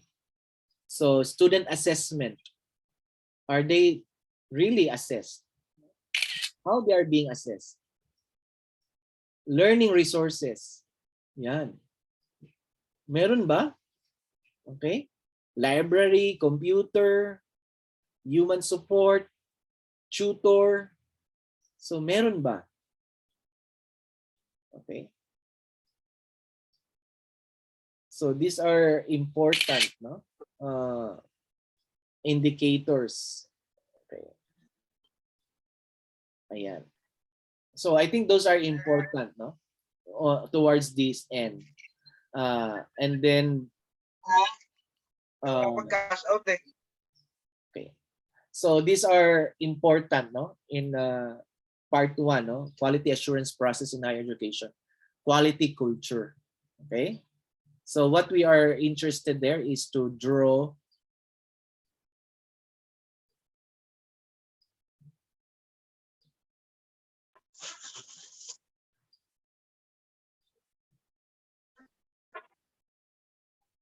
okay. Sorry, I just read your message, Rodolfo. So I think we can end, no? I just finished this because just to give time so we can have all the learning materials explained, no? For our next session. So should there be any other concerns? So we have presented the 4 learning materials. So what we are interested, I hope, no, we would like to look into only one specific or 2 specific content in the learning material you chose, and then dwell with that. No? You can have the the parameters, the depth of your investigation by showing evidence or documents or scenarios or things that you can give, which can suffice understanding on the topic that you chose. Okay, so that would be our major output, which is number 2. So questions, we can have our,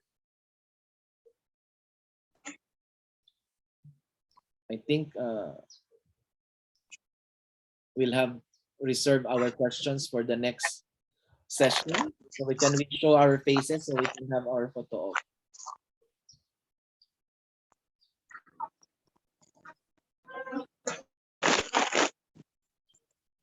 Ayan.